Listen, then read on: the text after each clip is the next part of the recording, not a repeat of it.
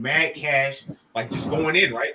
And then the thing that we've been saying, niggas been telling him, hey man, this may not be way to go, literally happened. He still doubles down on stupid. At that point, and here's the thing that scares me. How many people are just like him? That just that far gone, they'll never admit they're wrong ever, no matter what. How many people do we live around who are like that? Who dumb, who are stuck with stupid like that? That's the scary part. I mean, typically you don't engage. Like you can't engage with somebody who's unreasonable. No, you can't even have a logical conversation with an unreasonable person. It's impossible. You can't. You really can't. Yeah. And so with the Ethan and Fresh and Fit, I mean, that was pretty much just a frame battle. And Ethan was getting crushed. Bro, they didn't really do anything. They just Sarisu and they just counterpunched. They just kind of like laid on the ropes and let him punch himself out. Really, Frieza, do you think that the reason why a lot of these like discussions that we go over and review that they're like this is because it isn't even about the actual the real honest debate anymore? It's about trying to garner the support of public approval. Garner approval. Like instant approval of like the public approval for something like this would be like the chat. All right now. Yeah, that. You know what I'm saying? They don't even have an honest debate about what's going on. That they're literally arguing just to get support from the viewers or whoever's following at that moment. I got a better question. That's probably true for some. I would imagine so. Like, I mean, Ethan was covering for the hoes, like hardcore, like in ways that I completely disagree with. You know what I'm saying? But me personally, like when we're having our back and forth, I don't really care about the chat. Me either, really. I'm trying to argue. I'm trying to get to the gritty of the nuances of all this. No, I'm trying to catch one of you motherfuckers up. Honestly, it's like a mental chess game anymore with me and a lot of you guys. Yeah, like and one more. Go ahead. Well, I wanted to kind of shift gears a little bit because we do be talking about the same shit sometimes. Sometimes I'm trying to build another podcast. I'm always thinking about new things to talk about. So I thought about this, right? So we've been talking about my situation for years now, right? And an idea popped in my head, and I thought to myself, I'm asking both of you, but it's for anybody to answer. But if you were me in my situation, what would you do? What do you mean? How would you deal with my disability, my issues that I deal with? Oh, bro, dude, I would have already shot myself, honestly, and I'm keeping it real. Damn. Dude, I give you big time kudos for you handling your life the way you do because I couldn't have done it. I'm not mentally strong enough like that. I would have checked out. It'll be 16 years in May.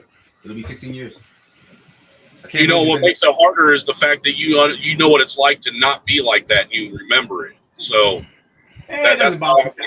But you know why it never bothered me? Because well, one, I had a really strong support system. My family really were there for me when I needed the most. So that's one reason. But another reason, I mean, my personality, how I am, how I'm built.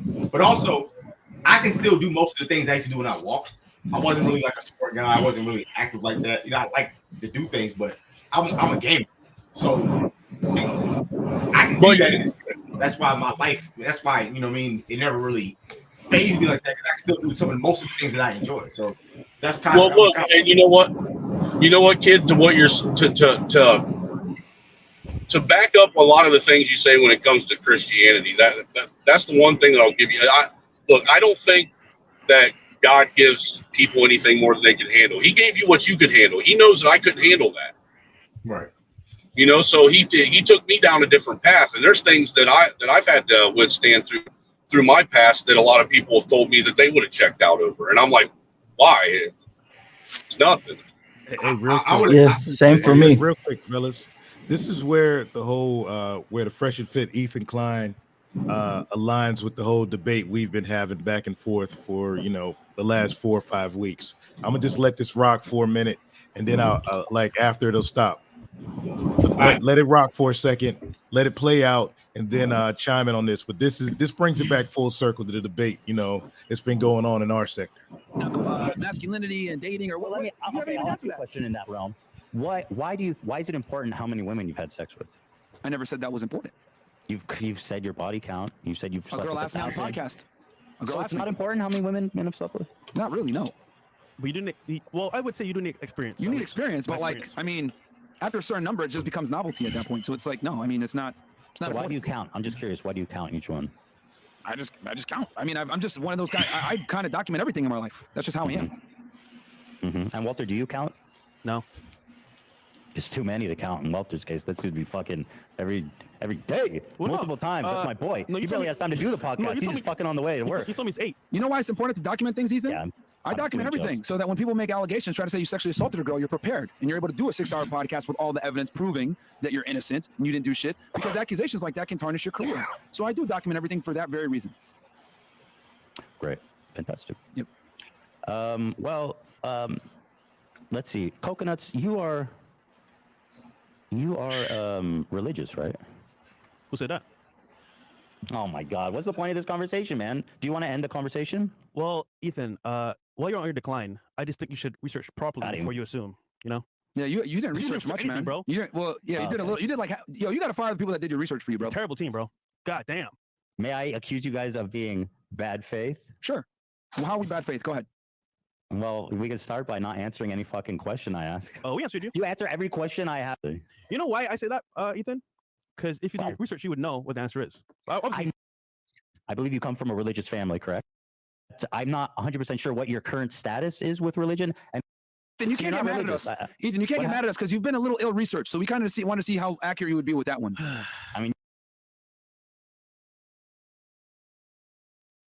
Okay, y'all got it. There's just two of me.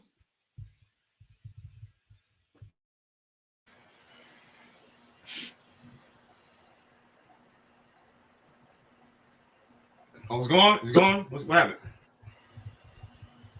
Nah, he said that was it. So what's the question? Because I know it does correlate to our conversation About the whole body that count we've been thing. having. You know about that body count thing? It's kind of like a paradox, because if your body count's not high enough, they all say, "Oh, you don't get no hoes, you don't get no buns, you an incel, you're a virgin." But if Well, you're too high, now I it's a always problem. I thought that I always see, for me, that's always been something that young men do. You know, that's something that I paid attention to in my late teens, early 20s, was how many women I slept with. You know what I'm saying? And there came a point where I just stopped giving a fucking count. You know, and it was the same with even women, though. You know, it was only in my late teens and early 20s that I asked them how many people they had ever been with, because I used to ask women that when I was younger. When I got with my wife, I didn't give a fuck how many people she had been with. I've never asked a person's body count before. That's never been a thing. You know, the weird thing, this is something new, because growing up, we just assumed they were hoes anyway.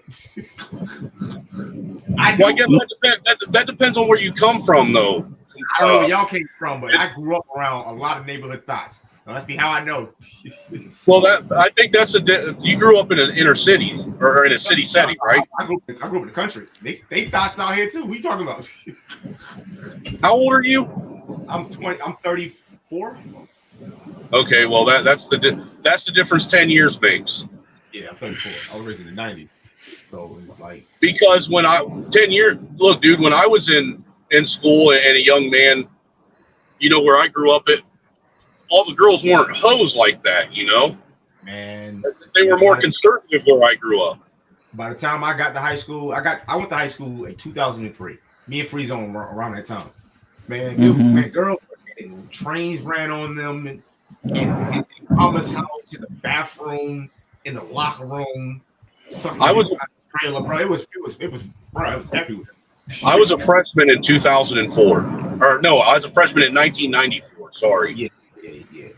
So yeah. By the time I came along, it was already on its way out. They weren't as bad as they are now, but it was still pretty bad even back then. And look, and what's crazy is in 1994, it wasn't uncommon to see a 15-year-old freshman dating a 19-year-old senior. I did that. Mm-hmm. I wasn't 19 though. But I did something like that. I did something similar to that. I mean, I was a 16-year-old freshman, and I was dating a 21-year-old girl that was out of school. I was 17. Y'all don't judge me, but she was 13. I didn't do that with her. Well, that was just the difference between high school and middle school. That's not uncommon either. Well, I was a senior. She was a freshman in high school, so that's why I was. Yeah, she was a freshman at 13. That's young. I was a freshman at 13. Some people like me have like weird birthdays where I was basically a year ahead than I should have been. So they had me. I came down I was supposed to be in second grade. My mother said I had already done the second grade, so they bumped me up to the third grade. But technically, my entire life, I was in the wrong grade. I was basically skipped when I came down here because of my age or something like that. So I was always a year younger than everybody else. So when I was a freshman, I was 30. I graduated when I was 17. I was in college when I was 17. They've talked to me and the wife about jumping Mikey ahead a grade a couple times now already. He's smart. I've seen your kids. He's smart. He must be. Yeah, he's a smart kid. He's smart. If y'all talking about skipping him, he's smart. Because I don't want to. Dude, I would rather him just go through school, like everyone else, because I don't want him to lose the peers and the friendships that he's already built. He can make new friends. That's what I did. Nah, I understand that, but if I can give him a little bit easier path than I had, I will, while still allowing him to go through, the social, limbs of, being a kid and going through puberty and all that shit. How old is he? He's 9, dude. He's going to be hitting puberty here in the next couple of years. He's already started smelling. Dude, he has already started smelling himself. He's a little cocksucker. You should just skip that nigga and tell him to go you should tell him to get him out of school and tell him to go to get a trade or do computer programming, bro. Don't even go to college, bro. You should tell him to skip. You should skip him. He wants to be a computer engineer. So skip him out of there. Get him out of that school system, bro. Like, dude, toxic. No, the best thing we ever did for that kid was put him in public school, dude. All right. Seriously, he was so socially awkward before we put him in public school, and public school opened him right the fuck up, dude. Made him an entirely different kid. I don't know, man. If I have kids, I don't know if I want to put them in that shit. I remember. Look, man. I understand everybody's, their reservations on public school. I'm here to tell you that, I don't have it in me to homeschool 3 fucking kids that want to fucking fight with me while I'm doing it, because he will fucking fight me. He will fucking just, I'm not dealing with that nonshit, dude. I will end up in fucking jail for beating the fuck out of it. I know me. All right. So the bottom line is I got to take wins and losses when I can. And look, the truth of the matter is I can be publicly involved and personally involved with my child's schooling, even in public school. I can make sure that I can make. Coon has arrived. I'm just saying, man.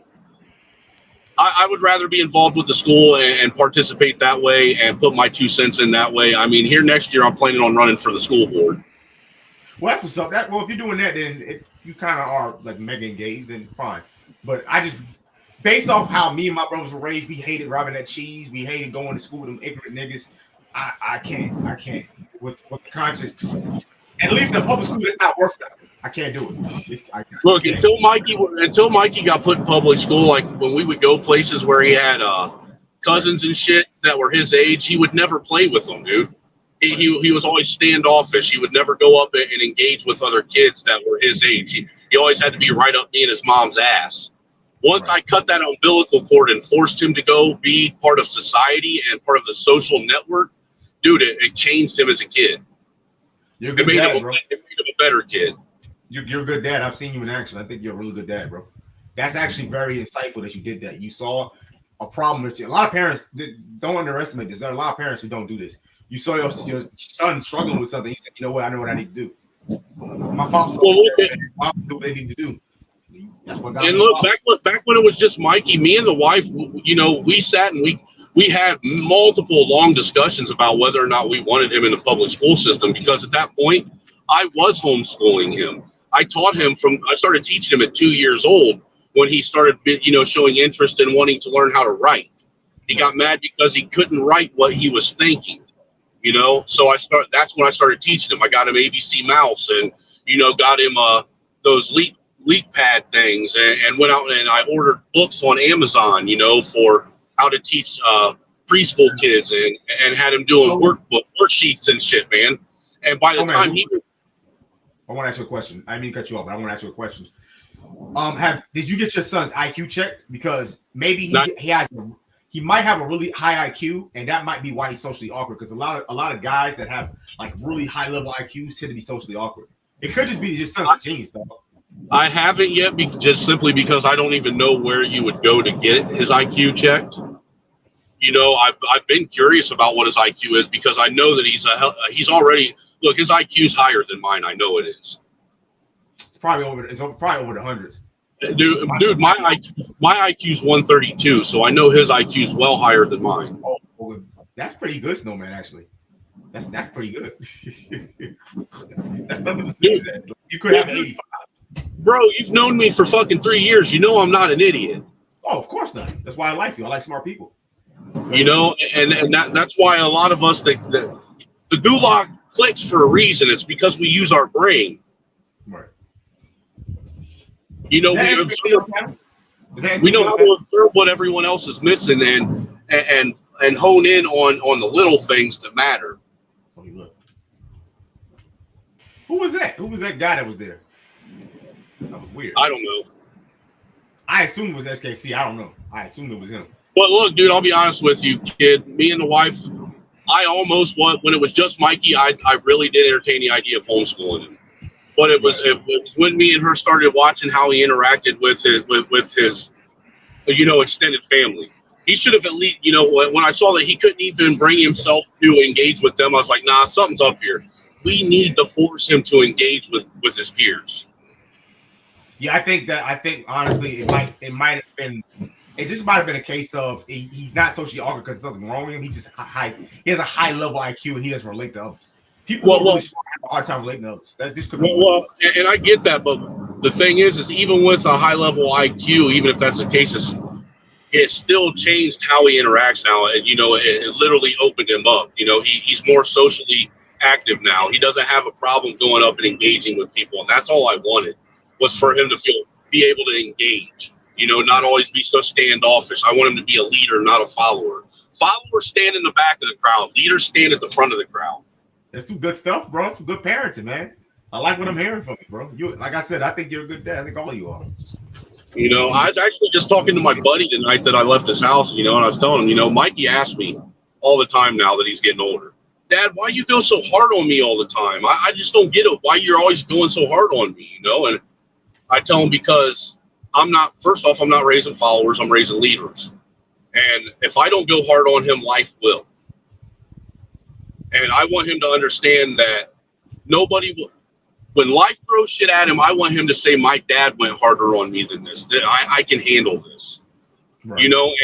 And the reality of it is what I tell him is you don't know if I'm going to be here tomorrow or not. I could go to sleep tonight, and this could be the last time you ever see me, speak to me, have me in your life. You could be saying goodbye to me forever tomorrow, for all you know. And if that were to happen, I want you to know what you're supposed to do at that moment. Yes, you can mourn me, and you can be sad that I'm gone, but I want you to also know how you're supposed to step up and where you're supposed to step in line with your family. Good stuff, bro. Applaud. That's good stuff, man. Yeah, my brother, like my brother, his youngest is about to be 2 this year, and he was homeschooling his kids, but just the newborn is four of them now. He had to kind of send them out, and plus my nephews and nieces are very social anyway, so they wanted to kind of go out. So, but he did for a brief period, especially during the pandemic. He did. Him and his wife were homeschooling his kids, but our family we smart people anyway, so they don't really struggle with that kind of thing. But his kids are smart. And I think his kids really have an high IQ as well. Recently learned something about my family. Turns out my family, because I just recently discovered another side of my family, my dad's side. He just met his father like last year at 80, and I never met him. And turns out we got a whole family just of smart people, just like doing big things. It's just smart people. That's how it is with families. You got like some families they just strong, some families they just fast. Like I knew specifically growing up, two families. There was one family, like their last name literally was Armstrong. That was their last name.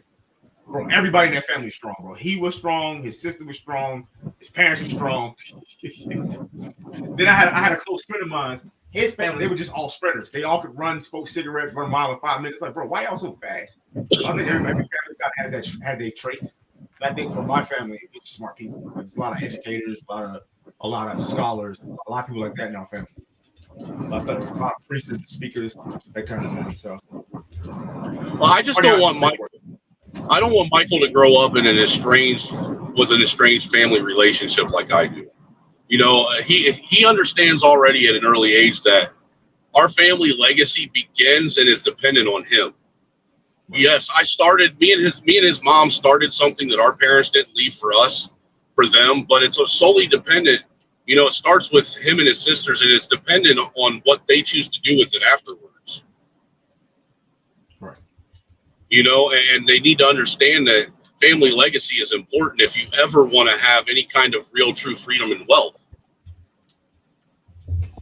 Say that again? Family legacy, the family bond, it is important if you want true freedom and wealth. I'm not so sure if I agree with that one, but I know what you mean. I know what you mean, but I don't think I fully agree with it. It's a whole lot harder to acquire wealth when you're doing it on your own with no help from anyone else. I know what you meant by that. Yeah, you're absolutely correct. Yeah, absolutely. Matter of fact, my brothers and I, you know, you already know E, and my other brother, my youngest, we're talking about moving out of buying a house. I gotta, you know, I'm working on this coding. I'm trying to get this job this year, but I want to buy a house outright with my brothers, like the taster, kind of live with my brothers, because we make so much more money when we live together. We stockpile this shit. Like we just all came home. Honestly, I was already here. He came back. My other brother, he graduated. He came back because it wasn't working out where he was at, and we was like, man, we here. We all working and getting jobs and trying to improve. We might as well just put this together. Because the first time I started looking at it that way is when Tate talked about his friends, his Muslim friends, when he was growing up, and he was like, he had like some Muslim friends, like from like wherever in the Middle East, and one day it was like 9 or 10 brothers or something like that. And one day they saw that they had like a Ferrari in the driveway. He's like, I don't afford that. He's like, because we live in the same house, we share all our resources. He works this, he's the doctor, he does the shack, he does that, and we just consolidate all our money, we get whatever we want, and then we share it. And he says Americans are behind that regard. Americans want to live on their own and have their own light bill. We're too individualistic. Yeah, too individualistic. And I value individualism, but it's a point where, because me and my brothers were sitting down thinking about this, right? We were like, okay, it's cool to be free. We living free. We can be chilling. But you over here, you're on this side of the state. He's on that side of the country. You got your own car note. You got your own phone bill. And we was like, what if we just come together? One phone bill, one mortgage, one car note, or whatever, and we consolidate all our resources together. We'll get ahead way quicker. So that's what we've been working on with me and my brother. Well, me even working on it for like the past 2-3 years, but now we got my other brother. I want my sister to join, but I don't think she's gonna do this. Hey, look, that's what a buddy of mine did. You know, him and his brother, when they got out of high school, his brother's younger than him, but he got married first. He's I think 2 years older than them. But when they both got out of high school, one of the first things they did is they took the credit that their parents helped them accrue as they were children growing up. All right. They took that credit, they levied it against a loan for them to go out, buy a piece of farmland and get livestock and start their own steer farm together. That's what I'm talking about right there. Hey, y'all. Hey, fellas, real quick. If anybody wants to jump on, the link is in the chat. I don't know if your chat can see the links. No, man. If Moy wants to jump on. He'd have to come over to your stream because I don't even have no way to really type because I'm still driving. I just shared it on my stream. Don't die. Please don't die. Yeah, everybody's watching. Well, everybody's watching on my end, man. If I haven't commented or noticed, it's because I ain't watching the chat and I'm driving. But I appreciate you guys all coming through and listening to the Trey's program. Hey, you got a question from Mr. Cone, Snowman. Are you teaching your son how to mac on whores? No. Okay. I am not. And that, how are you going to teach your son Basically the question that Myron asked, earlier when Myron, said, how to meet, women.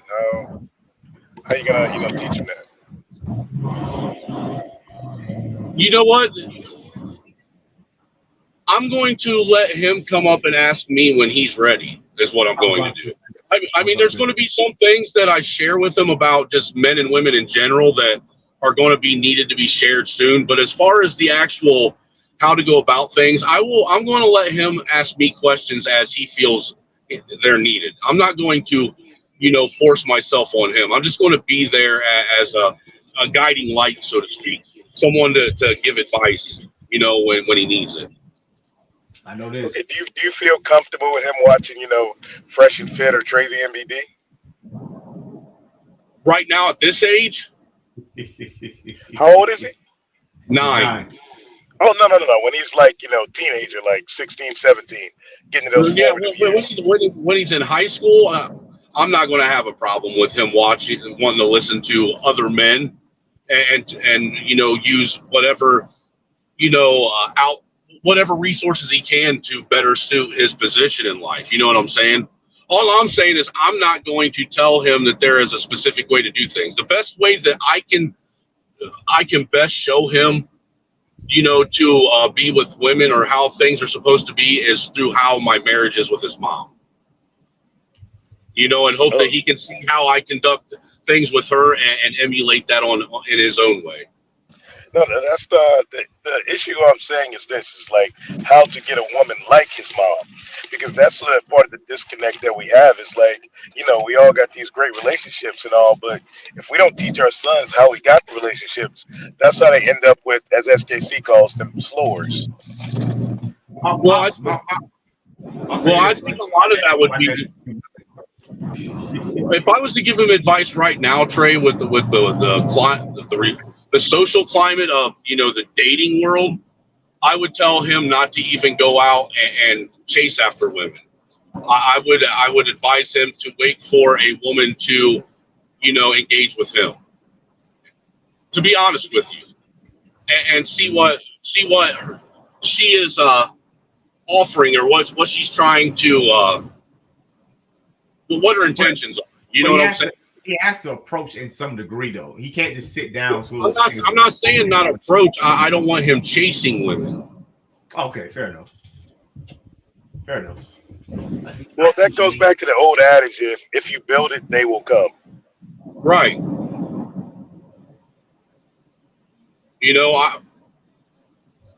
Be honest with you, I think that Mikey will be all right because he's got a decent personality, a good head on his shoulders, and I think that he's going to already have his mind made up on what it is that he wants out of a woman, and I don't think he's going to allow anybody to get him to deviate from that. Well, he's pretty persistent when he sets his mind to things. More importantly, he's intelligent, and you're not hampering that. You're encouraging it. That's a good thing. You're encouraging his mind to grow. All I do is pay attention to who he is and try and foster, the things that he shows interest in. Right. And that's all a good parent really can do with a child. Yeah, and everything that were you listening when Myron gave the list of how to distinguish whether or not a woman is a slut or not? No, I wasn't listening to that. I was actually at my dude's house. I missed a lot of what Myron was talking about, to be honest with you. Well, he basically said, look at, the woman's occupation, whether or not she works around a bunch of men, basically if she's some type of sex worker, relationship with father, her social network. What else did he say, kid? Drug and alcohol abuse. Yeah. All those things, the typical hotels. And we can't, I even say wait her eating habits. Definitely. Right. But, we can tell our sons till we're blue in the face what to do and what not to do, but for the majority of us, yeah. I mean, unfortunately, men have this innate fucking desire to fucking learn through their own fucking punishment. They have to actually fucking go through trials and struggles before, you know, they decide, oh, all these other people that were telling me to do it this way were right. But for some reason, we have to push back and prove to ourselves that what they're saying is right first before we will believe it. Yeah, I mean, yeah. Unfortunately, that's the case. Well, dude, and that could just be the competitive nature of men. Yep, dominance instinct. You don't want help. I mean, at the end of the day, you know, I've always, you know, even as a kid growing up, you know, real masculinity was just a man, even a young boy that was capable of making things happen on his own. You know, having that independence, even as a kid, even if it was just so much as, you know, being able to be trusted, going to another town and running around all day at the fishing hole with your buddies and knowing that you're not going to get in trouble and get arrested and you're going to come home when the street lights come on. You know? See, that's the other thing that I'm going to do with my son that you don't see people do nowadays is I'm going to push my son to not be at home, to go out and live life, be part of the world, you know, but also give him boundaries. Like, you know, while you're going out and do this, remember, you got to be home at this time. There's certain rules you got to follow at the same time. Snowman, real quick, let me ask you a question. Are you, do you plan at all to put your son in any kind of combat sports or any kind of like learn how to fight? I think that's really important. Yeah, actually, me and the wife have been talking about whether or not we want to get him in mixed martial arts or boxing. Yeah, boxing definitely first, I think, for the fundamentals, and then everything else. But yeah, if I ever have any sons, that's going to be something. This is something I always wanted to know how to do when I was younger. But I just, because of circumstance, I never got a chance to actually learn how to. I'm still going to learn how to teach myself how to box. So I'm looking for a gym right now, and like my sister's boyfriend said, his gym, he'll take me. They'll at least teach me how to punch. So I've never been a part of organized, you know, sports like that as far as boxing or martial arts. You know, I learned how to fight on the streets, dude, straight up. That I'm just going to keep it real. You know, but I do have a couple buddies that they were part of, one buddy in particular, he was in kickboxing and Muay Thai from the time he was about 6 years old until now. He's like a 3rd degree black belt in kickboxing and a 2nd degree black belt in Muay Thai. And look, dude, the dude is a badass. He's fucking like 6'3", 260 pounds, and can fucking wrap you up like a pretzel. But dude, he is the nicest, most soft-spoken dude I've ever met in my life. I was watching Myron talk to Jake Shields, right? And he was like, when they were in Vegas, they talked to Jake and they talked to like Rampage Jackson. They met what's that guy's name? Not Chuck Norris, Chuck Liddell. And they all said the same thing.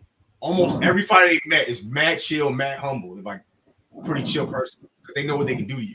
Unless your name is Sean Strickland, fuck that guy. That nigga's a bitch. Yeah, you know, and I look, that's the one thing about Jordan Peterson that I agree with. You know, that when he said that men should have a fucking beast inside of them, and the true test of real manhood and masculinity is knowing that you have this monster inside of you, but you control it and you use it when it's necessary. Right. Yeah. I think the direct quote was, he says, it's not those who are meek shall inherit the earth. He said those who are meek, who have swords and know how to use them to keep them sheathed, they're the ones that should inherit the earth. That's like my favorite quote of his, actually. It's a very powerful quote. Because you don't have to punch your power all the time. You can be chill. You know you can mess this guy up, but you know that there comes with this responsibility that comes with your power. And you can really do a lot of damage to people who don't know what they're doing. Well, look, dude, your hands as a lethal weapon. When you're dangerous like that, you have to register your hands. Because there's a responsibility with using that on like civilians, which is why I understand that Sneeko agreed to it and everybody says that's how Sean Strickland goes, but I did not respect that. And Quiet has kept a lot of UFC fighters don't respect Sean Strickland, don't respect what he did.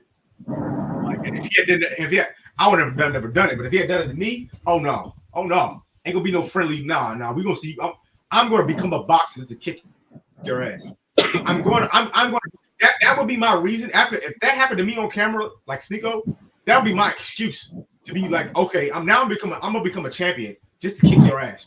Well, look, the truth of the matter is, I don't even think Sneeko even knew what to expect. I don't think Sneeko's ever really been in a fight.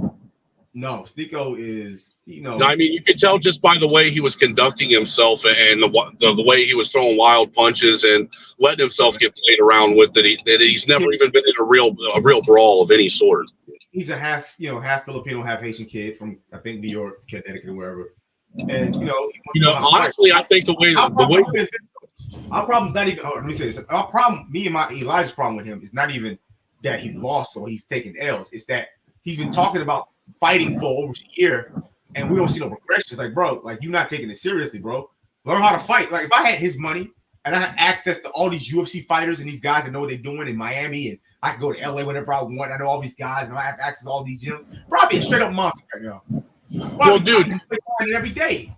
Look, in Sneeko's defense, and I hate fucking having to defend him, but look at the platform that he's managed to get himself in, and the type of people that are being emulated as peers. A lot of them, like the Tates and some of these other new guys that have started coming on. That one white dude that wears that blue suit all the time, I forget his name, but people like this, like Andrew Wilson and shit, dude. He is being. He's just trying to be one of the guys, in my opinion, with that. He doesn't know his identity yet. That's his problem. And so I can't fault him for, at least putting himself out there for it. At least he had the balls. Look, at least he stood toe to toe with the man, and when dude unleashed on him, dude, he ate a couple really good fucking haymakers, dude. He didn't fall. I give it to him. He did not fall. He did not fall, dude. And dude stayed on his feet, and I respect that. You know what I'm saying? But he may not have known how to personally engage with him, but he also didn't cower and bitch out. Nope. Took it like a man, didn't complain. And I think, in fact, Nico came out of that looking better. And Sean Strickland came out. Well, dude, I don't even think Sean Strickland should have been judged for it, because the way Sean Strickland handled it, I think he handled it very professionally. I don't like Sean Strickland, bro. I really do. Well, look, dude, and that's just because you have a fucking personal bias against him. But think about it. The dude literally sat there and let the guy have an opportunity to basically have his way with him and do whatever he wanted, and tried to taunt him to do such. And he kept telling him, look, the clock is ticking. You're getting your opportunity, but once the clock runs out, I'm going to just give you a little taste. If he did that to me, that nigga had did that. He's my out forever. Until I beat his ass. If he would have did that to you, you would have fucking fell out of your wheelchair. Keep it real. No. If I was able-bodied and I was in there and he did that to me, I would not rest until I defeated him. No, you wouldn't, bro. No, dude. I'm going to even tell you, as a guy that used to brawl, dude, if he did that to me, I would have just fucking took it. I would have took the L. I probably would have even took it as an L. I would have took it as a win, because at least I didn't fall. No, I would not. It would have been an L. It would be my motivating factor to become a boxer. That would be my excuse, because I want to whoop your ass now. Because I don't like that. No, sorry. You do that to me, you have some problem with Maybe not today. You got some problem then you learn how to box, and Sean Strickland's just gonna choke you out. You know what? I guess no. I'm gonna do. I would tell him that I'm gonna be a boxer. You gonna box me. But if you want to take it to that, then I'll just learn how to do BJJ. I'm petty. Hey, look, I'm petty. You sound like my little brother, kid. Honestly, you do. You want to know why I say that? Because my little brother claims that he dealt with me fucking bullying and beating the shit out of him all his childhood, and this, that, and the third. And he spent the first 10 years of his adult life getting mixed martial arts training just so he could and knew he could whoop my ass. That was his whole and sole goal, to be able to fucking put me on the ground and whoop my ass. Good. I think he should be entitled to do that. If you listen, and he is entitled to do it, but where do you go after you reach your goal? I mean, I'm a fighter now, and I know I can whoop your ass. It's satisfying. I'm petty, bro. If the only purpose of why you're doing something is for revenge, where do you go after you get that revenge? What happens next? I can figure that out later. Don't make me agree with Dr. Coon, man. Stop making me agree with Dr. Coon. What I say? I like Dr. Coon. Dr. Coon's base. Rage can be a very good tool if you know how to control it. I'm not saying I'm gonna be a wild man. I'm saying he whooped my ass. I'm now gonna learn how to fight, and then I'm gonna beat him fair and square. Now that I know how to fight, he got me in a fight. I'll say this. Rage the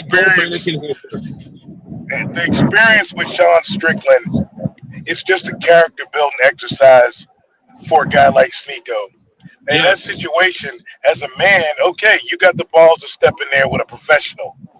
It's like me in my prime jumping in the ring with Tyson and lasting 30 seconds. You know what I'm saying? Trey, it's more like you and I when we were in school facing our bully and taking him out. No.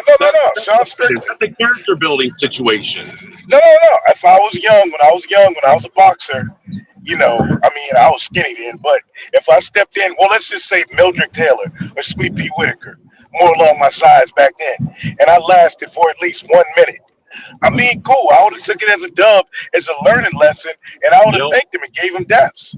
Yep, you sure would have, and I would have too. You know, in my mind, I'm like, fuck you. That's me. Maybe that's just me. I don't know. Maybe there's something that I haven't solved yet that's coming from like my teenage years or something. Maybe I got my ass whooping. I don't remember. But I don't know, man. I would be so mad that all I would be doing is boxing after that. I'm a boxer now. To me, what happened with Sneeko Strickland is what happens with most young men when they're in high school. Honestly, he's having a high school moment way too late in life that he should already had. But I mean, that's why I'm saying I would have never stepped in the ring unless I was a fighter to begin with. Well, you got to challenge yourself sooner or later. You can't fucking. No, you're not listening. I am challenging myself, but I'm going to stand up, I'm going to get there blind. I'm going to teach myself how to fight. Then I can start challenging niggas. What's wrong with that? Why we gotta get our face bloody up? Well, look, you might think it's extreme to go that route, but how do you know what you can do until you know what you can't do?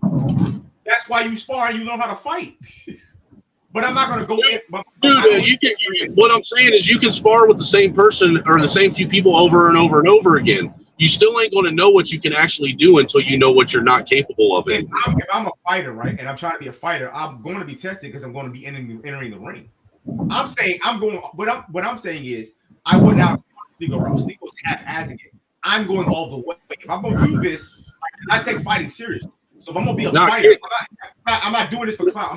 First of all, me and E, we're not recording this. You're not going to see me boxing until I know what I'm doing. One, because optics matter. And two, if I'm going to get in the ring with Sean Strickland, I'm doing it for real. That's what I'm saying. We're not doing this pussyfoot. I'm just going to learn how to fight. I'm a fighter now. Congratulations. Fighter now. And I'll test myself. Again, we can sit and say what we do all day long until we get in that situation. You don't know what you're going to do. What are you talking about? What situation? I'm not talking about fighting Sean Strickland. I'm talking about learning how to fight. But that's a big difference between character building and deciding, I'm gonna make a career of being an MMA fighter or a UFC or a boxer. But just learning how to be a fighter builds your character. The work you got to put in, the conditioning of your body, the sparring that you do. What are you talking about? It ain't the learning how to fight to build your character, dude. It's the challenging of yourself and pushing yourself to the limit to see how much you can take until you break. Stop. That is what that is. If you've never worked out a day in your life, if you've never been in a fight gym and you start doing road work, hitting the bag, lifting weights, you are challenging yourself. What are we talking about? No. What I'm saying is, dude, is you're talking to a guy that I used to be a fucking dude. When I graduated high school, I was fucking 5'10", weighed 140 pounds, soaking wet. Okay. All right, I was one of the smallest fucking cats on the planet, but I was always willing to fucking challenge the biggest motherfucker on the senior football team and would not back down. I had my moments even if I knew that I was going to get my ass beat, I would take that ass whooping. You preach to the choir, but what I'm saying but the thing is that you might have whooped my ass, but you didn't leave this thing not feeling it yourself too, motherfucker. That's challenging yourself, pushing yourself to the limit. That's cool. I don't agree with that. That isn't cool. That is not cool. I don't know what to tell you, bro. I don't agree, and I'll tell you why I don't agree. The reason why I don't agree with your disagreement, and I don't care why. Let me speak. I've been letting you go. Let me speak. Because I really haven't been cutting you off that much today. I've been pretty good. Give me credit. Bullshit. So, all right, I can go back to the old field. But anyway, the point I'm trying to make is the way I view life, the way I view competition, I don't like taking L's. I don't like taking like I'm serious about something, right? Now, if I'm in light heart mode, fine. But fighting is no joking matter. I take that seriously. If you whoop my ass, I don't care what they say. You got heart. No, I still got my ass beat. And I don't like you or respect you. Fuck you. That's how I look at it. That's me. You guys, I do. That's the difference between millennials and Gen X, dude. I'm not gonna go just fight a nigga. Fighting isn't a life altering thing, dude. A lot of times, if you make it that way, a lot of times fighting is just you finding out who you are. Fuck all that. I can figure that out while I'm in the gym. Why? The point I'm making is why do they have to be mutually exclusive? Heavy bags don't hit back, sir. No, okay, but I'm not gonna just be hitting heavy bags. I'm gonna be sparring and I'm gonna be having matches because I'm a fighter now. That's tested. When you get Trey, is he missing what I'm trying to articulate, or am I articulating it in the wrong way? I think you're articulating it wrong because what I'm saying is basically the same thing you're saying. You just saying you rather get the glory no matter where you are in life. I'm saying no. I know. I'm teaching. No, it isn't about. I'm going to join the gym this year. I want to know how to fight. I want to know how to fight. I don't want to take L's. I don't want to get my ass whooped in front of my girl. I don't want to get my ass whooped in front of the world. I want to know what I'm doing. That's just me. No, I'm not saying that I want the glory. What I'm saying is me personally, I have never known what I am truly capable of doing until I go full bore and know what I can't do. Once I know what I can't do, then I know what I need to do to be able to accomplish what I want to do. What if you already know what you can't do? You're assuming that people don't know. I think most people are more self-aware than we give them credit for in certain senses. I think most men know where they stand physically as a man. I disagree. I don't think most men even understand what being a man really is. I mean, that's another discussion, but when it comes to like sizing up size, strength, masculinity, testosterone, it's instinctual, bro. Dudes know where they stand. No, it isn't, dude. Because if that were the case, motherfuckers wouldn't be. If that were the case, people wouldn't be so quick to pull out fucking guns, and specifically with the younger kids. You're looking at it from. You're only looking at it from a one-dimensional plane. You're looking at it from a winner and a loser perspective. I'm saying even if they have a loser perspective, they still know where they stand. That's why they're pulling the gun up because they know they can't fight, right? But I don't want to be that guy that has to pull his gun out all the time because he can't fight. Because what happens when I don't have the gun? I'm fooled. You know what I mean? So all I'm saying is we're going to the same destination. You chose the alternative path. Remember earlier you talked about men taking unnecessary pain. Well, you just described that. You're telling me to take unnecessary pain. Now, listen, if I'm in a situation, I got to defend my brothers, my family. I've been there, and I got to do what I got to do. Fine. If my family's around, we're going. But I'm not just gonna be walking around looking to fight UFC fighters without proper training. I'm sorry. I think that was a stupid move. We can respect what he did. I do respect what he did, that he stood tall and he didn't fall. But I think my real reason why I'm upset is because Sneeko he did it mostly for clout. And I don't respect it. He did it. Been talking about this. Let me finish. He's been talking about this for over a year and a half, and I don't see no progression. And I'm like, bro, stop. I get it. You admire these dudes, but put some work in. Stop. Like Myron is boxing right now. You don't see no footage of him because he's in the lab working. You've heard the term. You'll never see what they do. They're in the lab putting in work. You've heard the term growing pains before, right? Right. But that ain't growing pains. He ain't been growing. Some of the things that some of the men today are calling unnecessary pains are actually what used to be growing pains of life for men. And I'm just going to digress with that. That's where I'll digress on this debate. Because obviously you and I both see things, in different ways, and there's nothing wrong with that. But neither one of us are going to concede on our stance. No, it's just that I understand you fully. I understand where you're coming from. I actually respect and honor your opinion. It's not. Sometimes. Hey, real quick, guys. Let me jump in real quick. Hey, kid, can you text me, man, when y'all are done, and I'll shut it down, or you can just shut it down? I'll just shut it down. Yeah, I'll just shut it down. But okay, all right, fellas. I'll text you whatever. But I was going to say that my thing is, as I am somebody that's averse to unnecessary risk. I'm not averse to risk taking, but I don't like unnecessary pain. If I don't have to go through it, unnecessary pain, unnecessary hardship. I've always been the kind of guy that's like, all right, look, I'm a lazy person, so I don't like doing things I don't have to necessarily do. That's just kind of how I am. I don't know why I'm that way, but if I don't have to take this pain unnecessarily, I'm not going to do that. I don't give a fuck about my masculinity. I really don't know. If I gotta go, we can go. Especially if I'll go, I'll be scared as hell. I will go with you. I ain't no fighter, but I'll throw it down with you. I mean, I would like to think I would at least. But I just don't. And I thought what Sneeko did was unnecessary. First of all, he should have first assessed his character. Sean Strickland's not a good person. He admitted as such. I'm a bad person. I like other people. That's what he said. The minute he said that right there, alarm went off my head. People who like enjoying people goes beyond just beating people up. This is a potential psychopath, murdering psychopath, right? I like to hurt people. You get enjoyment. He's a sadist. I don't like sadists. I don't like bullies. That's one. Two, like I said, I don't believe in. I believe in growing pains. I believe in rite of passages, but not unnecessarily, right? Right. And look, I don't like hurting people. I don't want you to think that. I don't. He does. No, I know you don't, but he does. That's why you see. As I add more details, you see the picture where I'm coming from. Like, I don't like people who like hurting people for the sake of hurting people. That's well, the thing is, but see, even with that though, man, I don't see him as. I don't think the Strickland unnecessarily hurt the guy. I mean, if he wanted to really hurt the person like he likes to do, he could have. I mean, he could have put fucking Sneeko in the hospital with one blow. You know it just well as I do. But he still went too hard. It's like this dude's a beginner. He don't know. He can barely throw a punch. You think he can barely hold his defense? He can't even hold his guard up.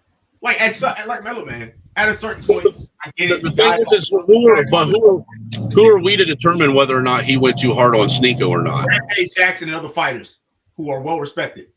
None of them like what he did. Some of them aren't saying anything; they're being more quiet about it. But Jake Shields didn't like it. Rampage Jackson didn't like it. That's all I. So what? So what? They're highly respected fighters. My phone's dying, dude. My phone's dying. It's whatever. If it dies, it dies. I'll just keep talking. But if you have a group of men in a space and there's a consensus going around and the people don't respect what you did, that speaks volume. If you have your peers in your respective field don't like what you did, there's no, you know what I mean? There's maybe I am overreacting and taking it too much to heart. I do that sometimes, but I'm just saying that was me. I don't know why I feel so strongly about this. Just when I look at the video, I get mad. I feel like it's me in there getting knocked out or getting beat up. And if I knew a dude just went off on me, like just for no reason, just went ham, nah, bro. Nah. I'll see you soon, nigga. I'll see you soon. I ain't even gonna say nothing. I'm gonna be quiet. Next thing I'm doing tomorrow morning, hey man, where the next boxing gym at, bro? All right, since y'all want to beat niggas up, since y'all want to lay hands on people, okay, let's lay hands. I'm gonna learn how to fight. And then I'll be like, hey, bro, remember me from 2-3 years ago? Or I probably would just do nothing because I was never gonna get in the ring anyway. I just like the art. Yeah, everybody left. I can't. Hold on. Can I? Let me see something because he did give me control. I'm gonna drop the link a little bit because I do want to talk some more. And if nobody enters, then I'll shut the stream down. I think it was a good stream. I just wanted to talk about anything other than women, bro. I could talk about masculinity all day. I could talk about fighting, anime, sports. I can talk about this all day, like man shit, like being a father, being a good role model for your kids. This is fun. I like talking about stuff like geopolitics, just higher than the lowbrow East Sleep fight bus. Shout out to SKC. We've had disagreements, but he's straight. He's frustrating to talk to sometimes. He's frustrated, but Sneeko, yeah, like he asked for it. So I mean, El Sneeko, he asked for it. So I guess he got what he asked for. He got what he asked for. I don't know why he's chasing this nigga's validation, but whatever. He got turned red coat on red pill. Likes to get on altruist. I'd love to talk to you about this if you don't mind. And beat up by a professional fighter. That's what I'm saying. Well, look, the cuck thing. I don't know why people bring that up.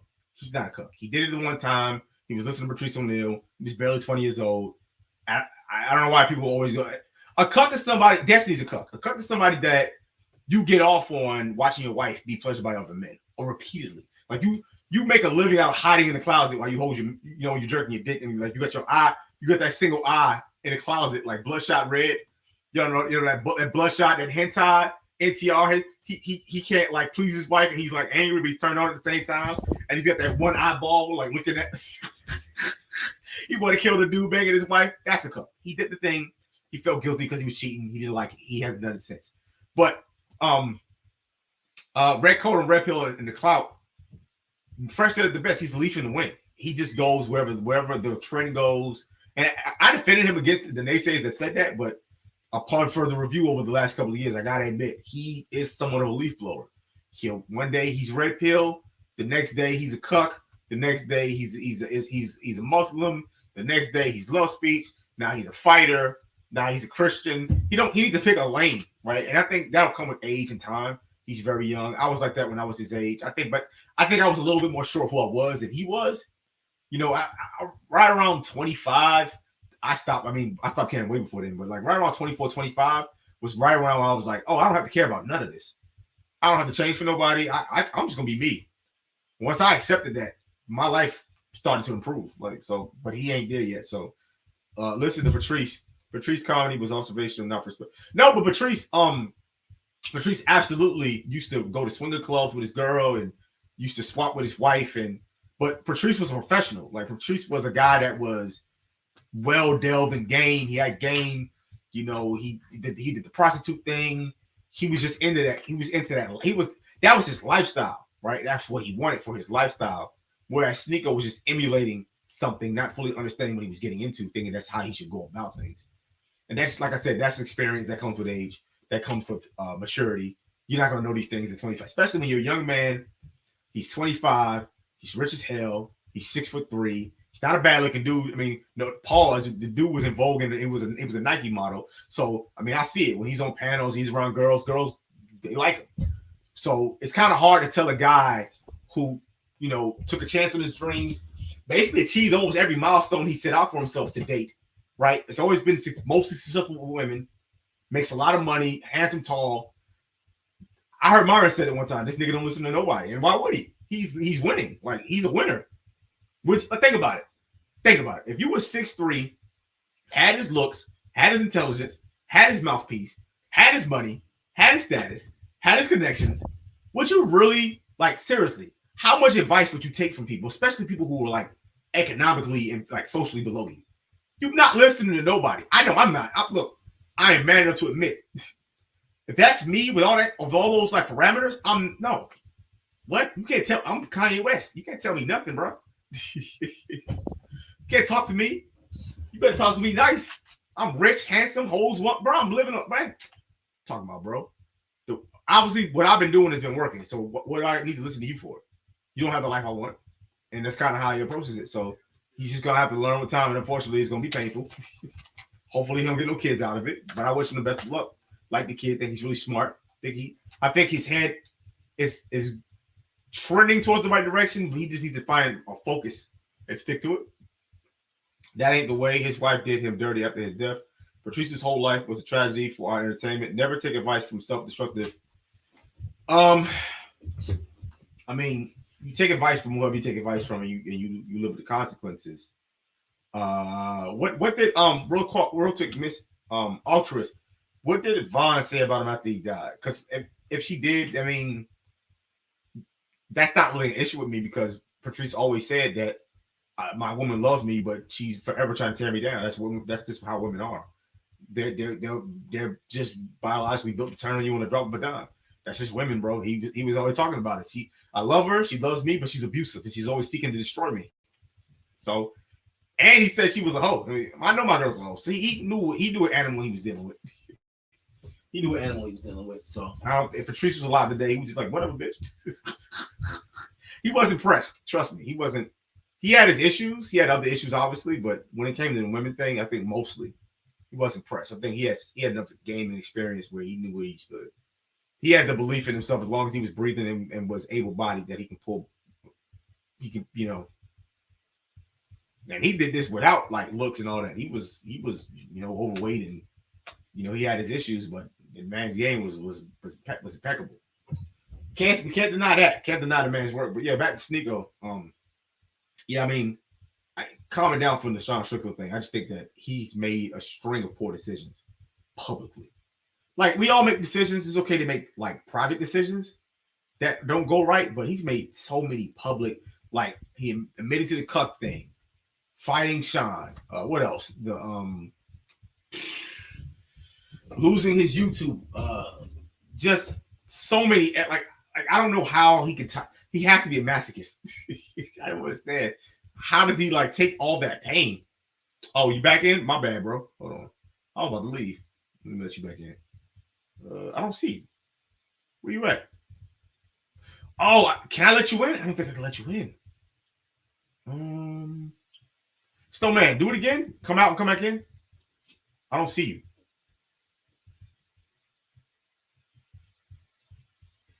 I've been talking today. Yeah, don't die on the road, bro. But I don't see your face, so I can't like let you on the show.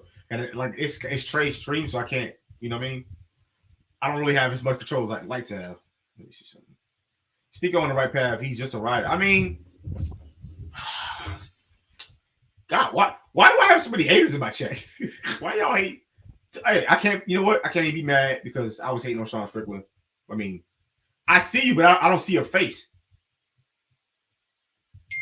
Snowman, I don't see your. Oh, my phone is right. Hold on. I think that's Trey. Who's talking about Ethan Klein ripping who off? Sam Hyde? Oh, I don't care about Ethan Klein. Let me text Trey and tell him to let you on. Snowman, give me 1 second. I'm gonna talk for another 20, 30 minutes and then I'm gonna get off. Because I have to go to sleep and get up tomorrow.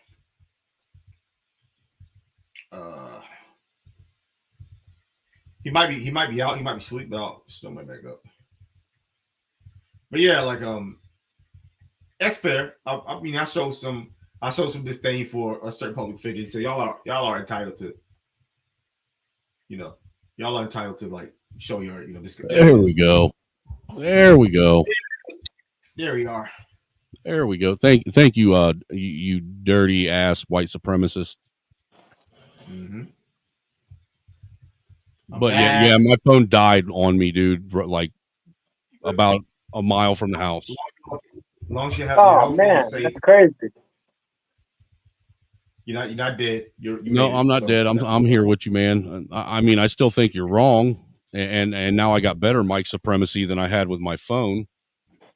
I don't think either one of us are wrong. I just think it's a different perspective. I understand your perspective. There have been times where I got fed up. Uh-oh. What? Huh? Whatever. Damn, what happened? happened? Now we lost Kamasi. Oh, snap. Maybe his phone died.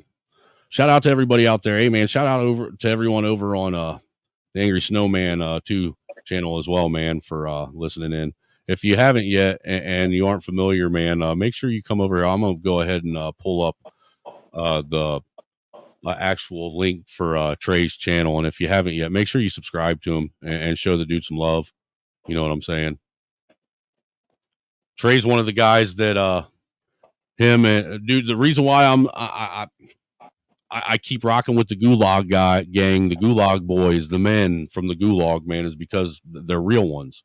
You know, when everyone else was going at the Snowman and trying to cancel him and make him out to be something he wasn't and slander him over some shit that was said, they stood up like men and pushed back and said, "Nah, that ain't how shit flies," you know. And I respect that, you know. I respect the fuck out of it, and I'm a rock forever with men like this, you know. And not only that, they all challenge my mind. Like I said, a lot of these discussions and debates that a lot of you guys see with me, Trey, SKC, Hood, you know, even you've jumped in with them now, Freestyle, you know, Truism, you know, Free Zone, Kid Styles, Kamasi, you know, a lot of these debates you see us have, we've been debating each other for 2, 3, 4 years now consistently, and it's become like a mental game of chess. Yeah, I enjoy it. I don't like talking to stupid people, bro. It's boring. The conversation doesn't last for a long time. I like talking to you because you challenge my points, but you do it in a respectful manner. And I always go away from our conversations learning something or thinking about it in a different way. Like I said, I've had times, man, big dude on the football team irritating me, getting on my nerves, you know, picking at me, and I'm like, all right, bro. I was on a football team. I was like, one day I got fed up, and dude was twice my size, and I told him straight up, I said, bro, you gonna kill me, but I don't care. You keep this up, we fighting. I don't care what. I don't care if I gotta grab a weapon. And he was laughing at me because he couldn't believe that I was standing up to him. I was like, bro, you're not gonna just keep coming at me like this. I'm one of those dudes, you know I am. But I just don't think that just the Sneeko thing, those situations just rubbed me the wrong way because there's so many L's that could have been avoided. You know what I mean? Can we not at least give that so many L's? Yo, but you know, you guys are both have good points, and I see it from both perspectives. Because from a fighter's perspective, I think it is disrespectful, and that's what some other fighters had said, because you shouldn't be going at fighters if you're not a fighter, and definitely if you're not at that fighter's level. So from a respect fighter perspective, I think Sean Strickland did the right thing and kind of like gently put him in his place. I mean, he could have done a lot more damage, but you know, Honestly, I think that he actually treated him, with respect the way he fought him, because look, how else can you teach someone who doesn't know any different, look, this is what you're asking for. This is what you're capable of. This is just a small taste of what I can do. I'm given like maybe 5%. Imagine if I was given 100. yep. No, I'm saying that. And what little bit of organized fighting I did get, because I did take karate classes for like maybe 2 months until my mom didn't have the money for it no more. The one thing that I did get with my sensei is that's one thing he did with all of us men is he would give us just enough to make us question things. Right. You know what I'm saying? No, that's true. And we might have thought that, it was being too harsh. And some people from the outside looking in might have thought that it was too harsh. But he was doing it for a reason. Yeah, no. I was saying that it's disrespectful for Sneeko. I think Sneeko held his own. I ain't mad at him. I wouldn't have did No, he did hold his own. But I mean, you shouldn't be challenging fighters if you're not a fighter. So in that sense, it's disrespectful. That's what I meant. To me, it's like all the people giving Jake Paul shit for this Tyson thing. But Jake Paul's a fighter. He's fighting though. He didn't train. Jake Paul's a fighter though, technically. He's technically a fighter. Like him, he's a fighter. He's a good boxer, bro. He may not be an elite boxer, but he can fight. He's been testing it. Yeah, he can stand his own. But everybody's saying he's out of his league and trying to give him a bunch of shade and shit for it. And really, in all honesty, I see what Jake Paul's doing. It's a learning experience. It's also a marketing experience. It's a way for him to market himself, and he wins either way from this. Well, I mean, he won't. Whether he loses, he still wins. And if he wins, he wins more. If his wife takes his money and divorces him, he won't. I grew up in the era where that's what men did. Most of us guys, when I grew up, we were constantly physically pushing and challenging each other all the time. And iron there was a iron. point that even some of the weakest dudes, they would let their buddies gas them up enough to think that they could take on the biggest dude in school. And sometimes even a little dude needs that. I know what you're talking about. You're talking about that extra push to get men in the arena. But I like I said, once again, we all have a different perspective on this. I do agree with freestyle. I don't necessarily think it was disrespectful, but learn something first. The nigga couldn't even hold his guard. That's the, you know what I mean? Hold your guard at least. Like, yeah, he had to be more up there. He wasn't up there. He wasn't. Come on, his defense. He needed to up his defense. But he didn't. Look, the best way I can explain this to where maybe you can understand what I'm literally trying to articulate here is, like, when I went to go get my GED. Okay, kid, I'd been out of school for 20 years. Right. I could have taken the book that I went and got at Barnes and Nobles and went through it and studied, from cover to cover. All right. Right. But if I instead of doing that, studying cover to cover, not knowing whether or not I needed to or not, I went and took the test first, not studying at all. I'm just going balls to the wall. I'm gonna take the test because I understand you now. If I take the test and I pass, win for me. But if I take the test, now I have some measure to gauge myself by to know what I need to learn. Well, I have an example, a recent one of me actually doing this. It wasn't physical, it was more mental. But I got my AWS cert. Now, I took it several times, not because I failed it. They kept dropping my test because of my internet connection. But I took it. But you best believe I studied wall to wall, page to page. I passed in my first try.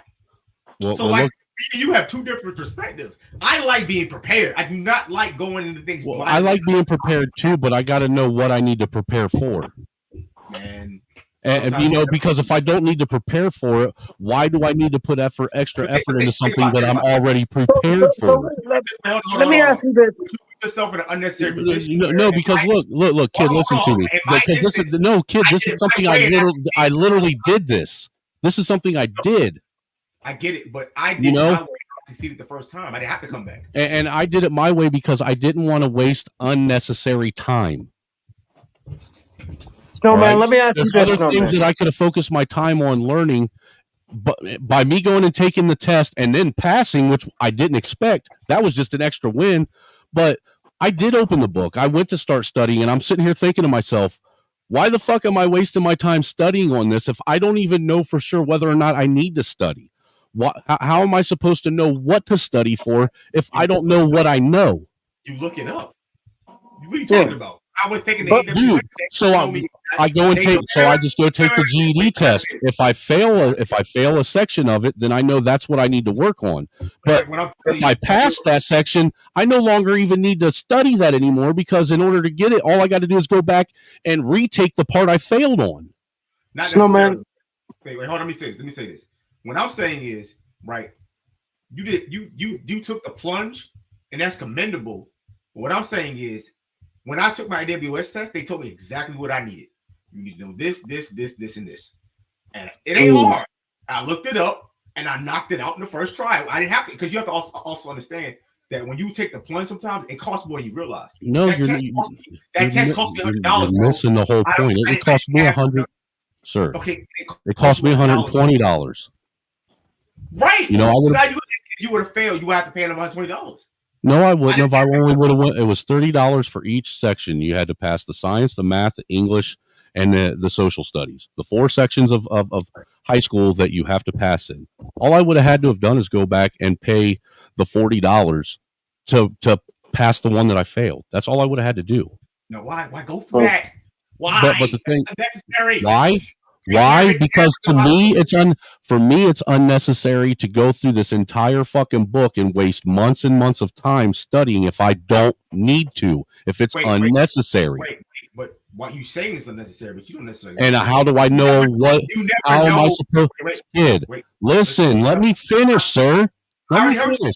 How am I supposed to know what's necessary if I don't test myself? Okay. Well, let me give you an example. Sometimes when you learn things that you think are ancillary or extra, later down the line in life, you find, I'm glad I did that because now I know how to do this.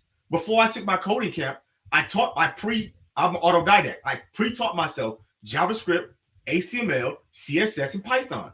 By the time I got to the coding camp from a year of doing that, I was already ahead of the game. Now I'm almost out. It's smooth sailing. Nice. I didn't have to struggle. I do not enjoy struggling for the sake of those are all things that you. But what I'm saying is, you already knew what you needed to study. You knew what you needed to do. I was at a stage where I didn't know what I knew or not. No, I did not know what I had to do. That's why I got the coding camp, because I didn't know anything and I wanted to know more. I researched. I did my due diligence. I found out. I bought books. I think you're just trying. I got a loan. I'm not being contrarian. This is how I feel. You are. I'm telling you what I did. These are actions. This is not me blowing smoke. I'm telling you, I'm documenting to you what I did. I researched AWS. I got the search. Then I didn't like that path, right? But I know it now. So it's going to be useful as I become a programmer. And so I wanted to do programming. I bought mad books.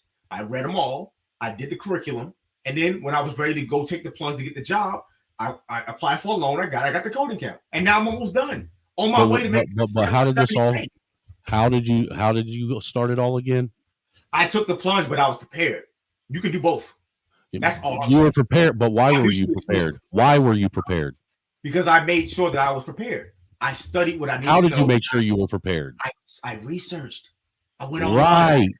Keyword. You already went and did the research, and you understood what it was that you thought you needed to know. I didn't even know what it was or where I needed to start as far as studying. So I had to give myself a metric to gauge myself by. Fair enough. I had more resources at my disposal. But what I'm saying, if you could have did what I did my way, even though you did succeed the first try, but if you could have did it my way and succeeded, because now not only did you succeed, you know more than you thought you needed to know. And you Actually, have what no it did is idea. it fed my ego, man, because I was willing to say that after 20 years of not being in school, I went and passed a 12th grade proficiency test without testing, and that's fucking admirable as shit. Good. But I'm saying like now though, let's say you did the extra. Now you have extra skills. You're saying I'm learning all this extra stuff that I don't need. You don't know. I didn't think I was going to need AWS. I'm doing the programming, and guess what's popping up? AWS. Guess what? I know how to deal with it because I've seen it before because I tried it out and I did it. I did my due diligence. Now, and also, I want you to understand the circumstances on why I did what I did were different. I was trying to. I needed a job, and for the first time in my life, I needed to provide actual proof of my high school education for the first time ever in my life. So I was on time constraints. You know what I'm saying? So I couldn't waste time months on end trying to study. I needed this job so I could take care of my wife and my kid. I respect that, but I'm saying like if you salute Nidus, I see you out there. If you could have benefited from having more time and more resources and able to study better, would you not have preferred to do it that way? I can't say one way or the other because it was still a net positive the way I went about it, and I pushed myself the way I know how, and I still succeeded. So it ended up the way it was intended to end up. I think that your method works for you, for your personality. I think you're a risk taker. I don't know if you've done a personality test, but we can pretty all agree, me and you are personality type A. Oh yeah, absolutely, dude. I'm a social butterfly, life of the party. Me too. So, but you're more open. But I do take a lot of risks. And my thing was when I was little, when I used to take risks, I would always get the worst L. So maybe that's why this kind of frame my frame my mind, like my mentality when it comes to this kind of thing. Whenever I would take really big risks, whether it was football, real life girls, video games, I always took those hard L's. And growing up, I hated taking those. Like, I don't mind taking an L, but I don't like getting devastated. I mean, and in life, there are times you're going to be devastated no matter what you do. But if I can avoid being devastated, I prefer to not get devastated. Well, so when I get devastated, I get angry. And when I get angry, I can understand that. Nobody's having a good time. But I think a lot of that also has to do with upbringing too. Like my mom didn't allow me to take risks, a lot of the risks that I wanted to take. Like I wasn't allowed playing football, when I was a kid. I even had one of the families in town. Mom tried saying it was because we couldn't afford it. And then when one of the families offered to actually pay for me to play, she still said no because, she didn't want me getting hurt, yada, yada, yada. I wasn't allowed to take the type of risks I wanted. So when I became an adult, I did. No, understandable. I understand you coming from. Sometimes it worked. Sometimes it didn't, man. But you'd never know unless you do. But in my stories, though, I did what you did because I was in the beginning. You have to understand. I'm in my situation is not similar but different in that I'm disabled. I don't have any. I'm getting older. I'm turning 30. I don't know where to turn for work. I don't know what to do with my life, and I had no answers. So I prayed, said some prayers, I meditated, and I said, God, just give me a sign. I actually started taking plunges. I procrastinated on doing the AWS for months, but eventually my brothers got to me and said, bro, just do it. So I actually did do what you said. I took a lot of risks. Best believe I spent money. Like I put myself out there. So I'm not afraid to put myself out there. I just am not an advocate for guys taking unnecessary risks. Like, these guys who what's an example? Like guys who are in the drug game, right? That's an extreme example. That's an unnecessary risk, right? Right. You don't live in a time where you need to sell drugs anymore. There's so many other things you can do as a man, especially a young man. The internet is expanding. There's so many other avenues and streams of income that you can gain. Well, we live in a time when selling drugs really isn't lucrative for a small-time drug dealer. It's not, bro. Like you're going to go to jail and you're going to be broke. So I'm broke and I'm in jail? No, hold on now. I'm not going to get raped and I'm broke. Wait a minute. So, like, that's how, you know what I mean? I never understood guys that took risks that led nowhere or just for the sake of taking a risk. Like, nah, that ain't me. I like to be, and I think part of that is my father.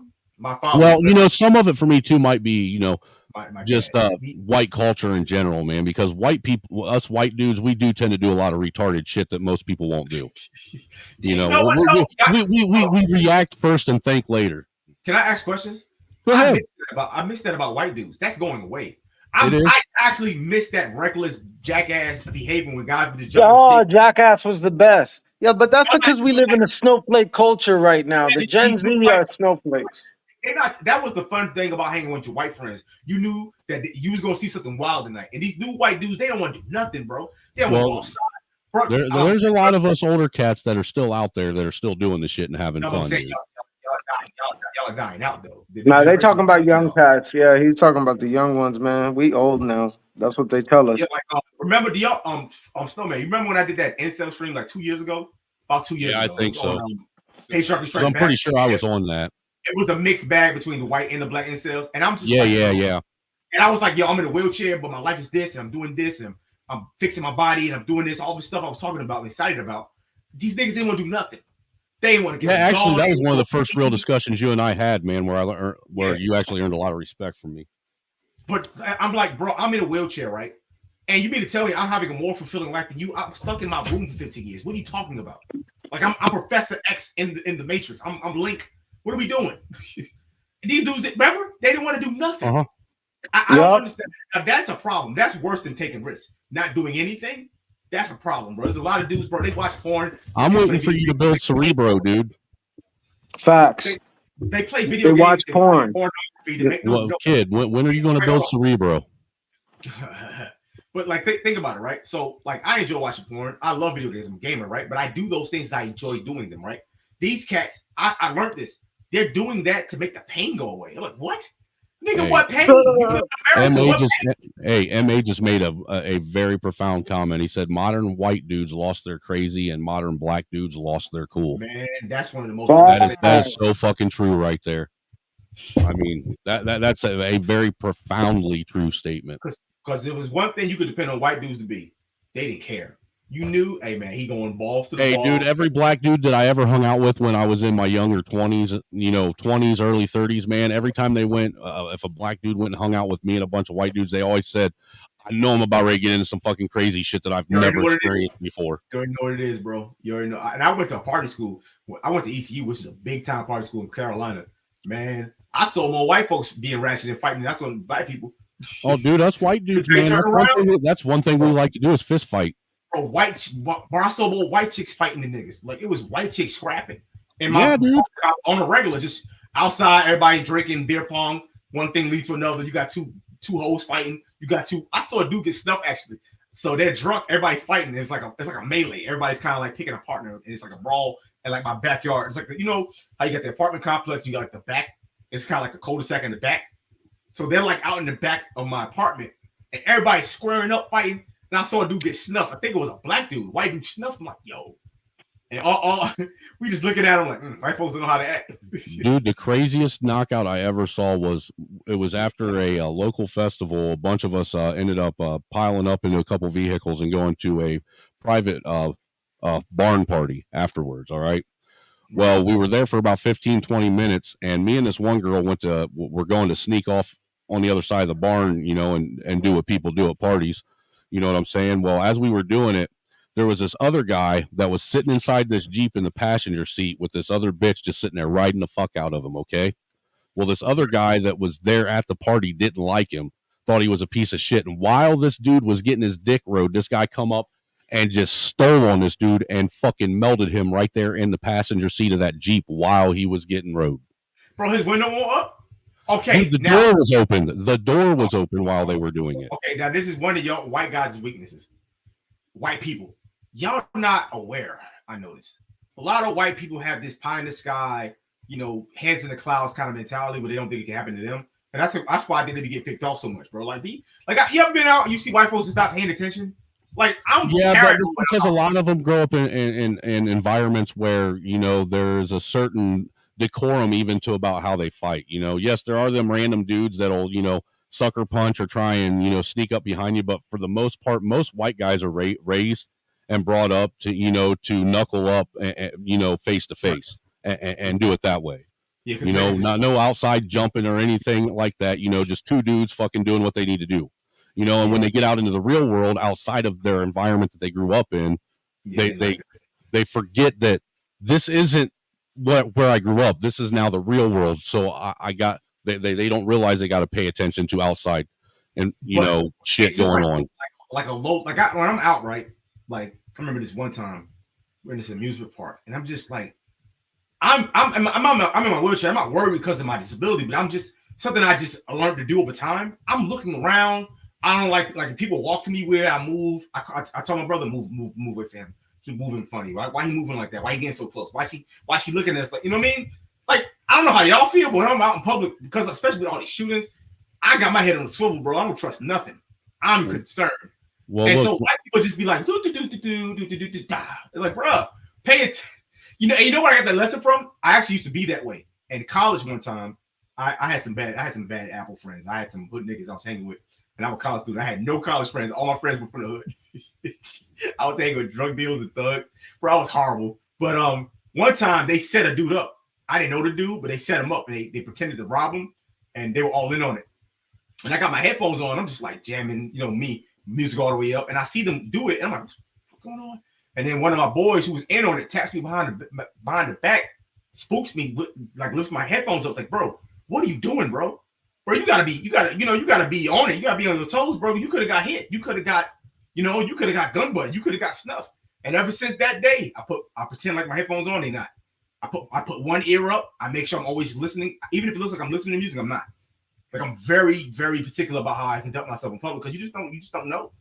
You just don't know. But a lot of people don't. A lot of people because they live in such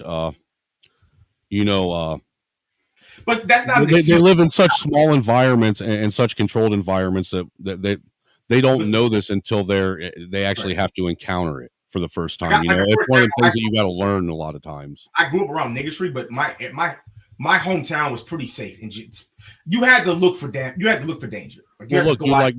Like me, the first time I ever really, really got done bad and got laid out I was 19 years old. I was 20 years old, and I just moved from a small town in southern Ohio to Lima, Ohio, and I was literally living on what they called Hoe Alley, where all the prostitutes ran up and down the streets, where motherfuckers were trying to break into your car and shit, you know what I'm saying? That's where I moved to. And I remember I'd only been there for a couple weeks, and I was walking down the street to the Save-A-Lot to go grocery shopping, which was right dead in the fucking heart of the worst part of the hood. All right. And as I'm walking down there, I saw this, I think it was like an old, 86, 87 Buick Regal that drove by with 4 or 5 black dudes in it. And a couple of them hung their head out and said, "You fucking cracker, what are you doing here, you dirty fucking honky? Get the fuck out of here. This ain't your hood." And me, without even thinking, because I'm the type I am, and I'm not going to back down, I said, "Fuck you, stupid niggers." Straight up. Because if they were going to come at me like that, I came right back. Well, that was the biggest mistake I made that day, because that car skirt stopped, came to a dead stop, dude. And all I remember is 3 dudes coming at me, and I remember getting hit upside the side of the face with a piece of fucking concrete from the curb that was laying in the road, and waking up with the paramedic hitting me with the smelling salts. That's all I remember, getting hit in the face, and then the smelling salts from the paramedics waking me up. You know what made me worry about dudes walking up to me? I got snuffed when I was 7. Dude didn't say nothing. This is the first time I ever got stole. Made my whole nose bleed, everything. Just rocked me. This is when I first moved down to the country. I spoke a little differently because I was from New York and niggas didn't like me. And one of the dudes, this 3rd grade, just hit me as hard as he could. And then, stuff like that is what makes me, you know what I mean? When you think about your childhood, how you came up, and I didn't really have a lot of, I'm going to say my family was pretty shielded, All the trouble I ended up in was because of me, because I went out there and I was looking for trouble. But in general, I lived in a safe environment. But I had enough. How do I put this? I was bullied enough and had enough physical confrontation with my bullies where I was like, okay, I gotta be a little different, right? You just can't let them walk over you. You gotta fight back. I had to do. This is gonna sound weird. Pause. But this nigga, I was going to the bathroom. I know it sounded weird, and he followed me there. I'm like, what the fuck is he? And he just started swinging on me for no reason. So he was in my class. He knew who I was. So I swing back. Because I got to, because he's cornering me. And he was like, "All right, little nigga, I was just trying to see if you had some fight in you." So I've had that happen to me. I know that experience very well. But I've been fortunate, actually, because I got a big mouth. I'm surprised I haven't been shot. I'm surprised I haven't been stabbed. I'm surprised I haven't been jumped more, because I used to just be reckless. I used to talk so much trash to everybody, bro. I remember one time, this is in Halloween. This is 2008. I was in Greenville. It was on Halloween. We're telling war stories. And my favorite like rap group is D Block. I'm a big Styles P Jadakiss fan. Don't even know who that is. You don't know who Styles P and Jadakiss is? The Locks? I know who Jadakiss is, but I don't know about this P Block thing. Yes, D Block is the Locks. It's Jadakiss, Styles, and She Group. So that's their group. So that's basically his group. So anyway, they're my favorite artists. And I remember I was hanging with my boys. We drunk off that Aristocrat. And out of nowhere, because I mean, I'm just being me. Yo, fuck all this bullshit. D Block. I'm just talking. I'm just naming sets. I don't know what I'm doing. I'm throwing up fake gang signs. I'm just having a good time. And there was a group named D Block that was there, like a bunch of gang dudes, I guess, who called themselves that.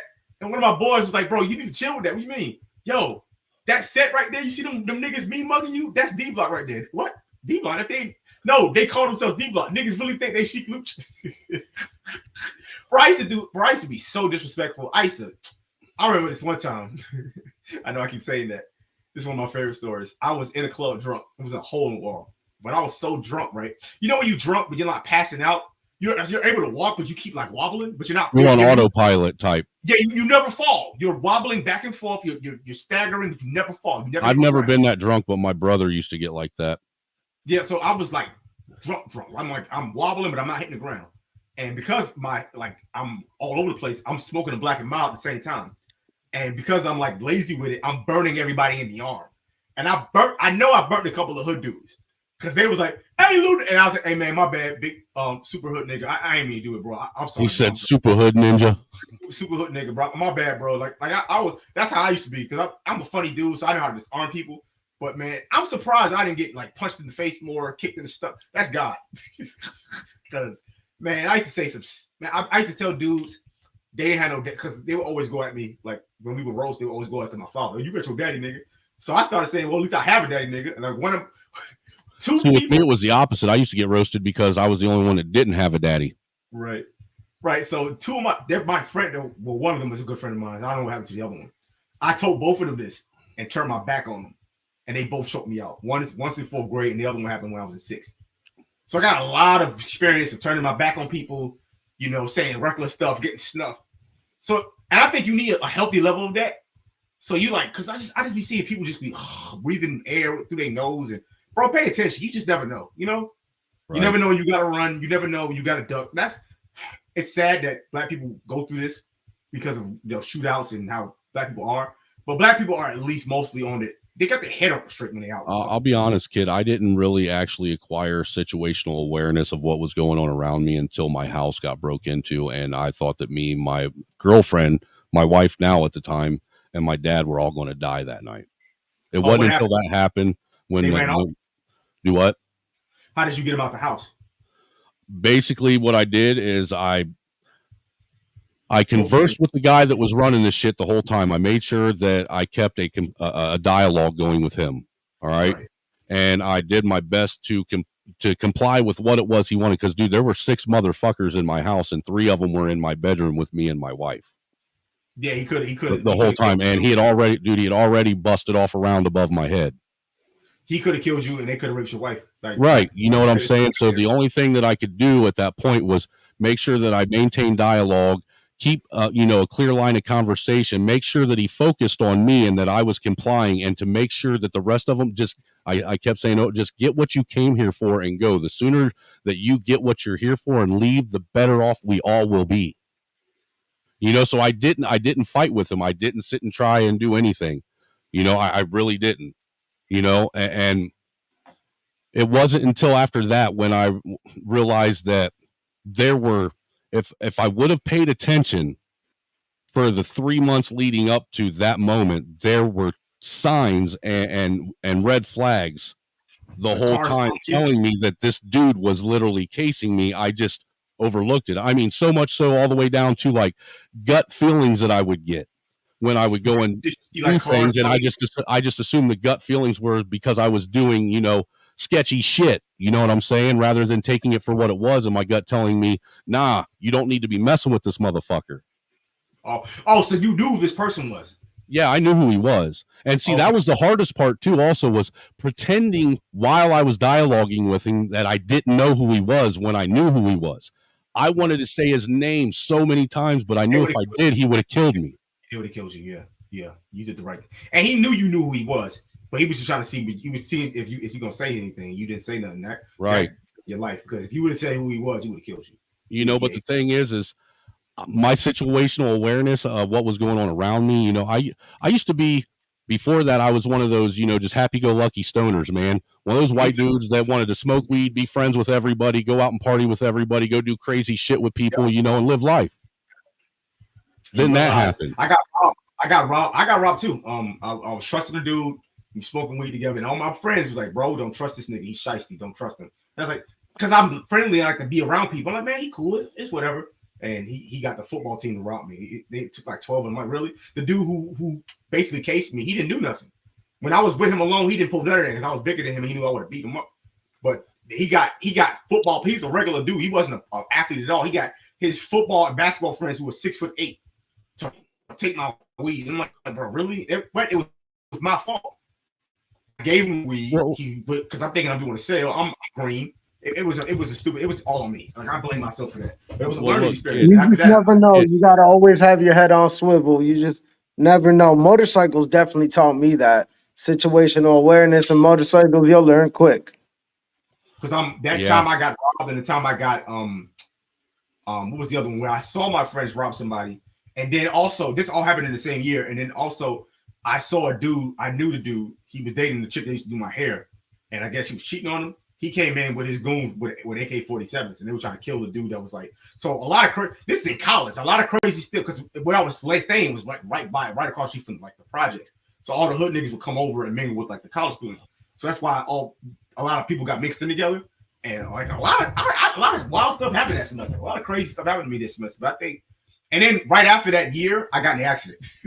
Well, look, dude, it's really hard to control a situation you have no control over, and a lot of men don't even realize they have leadership skills. A lot of men don't even realize they have the ability to think under stressful conditions until they're put in that situation. Because I didn't know I could. I mean, that was the wildest part about it too. Is in that situation, that's when I realized that my brain still worked, even though I was in one of the most stressful situations I'd ever been in my life. That goes. You know, I was able to still think rationally and not act on impulse and sit and think, okay, well, if I react this way, could this happen or this happen? That's the shit that was literally running through my mind.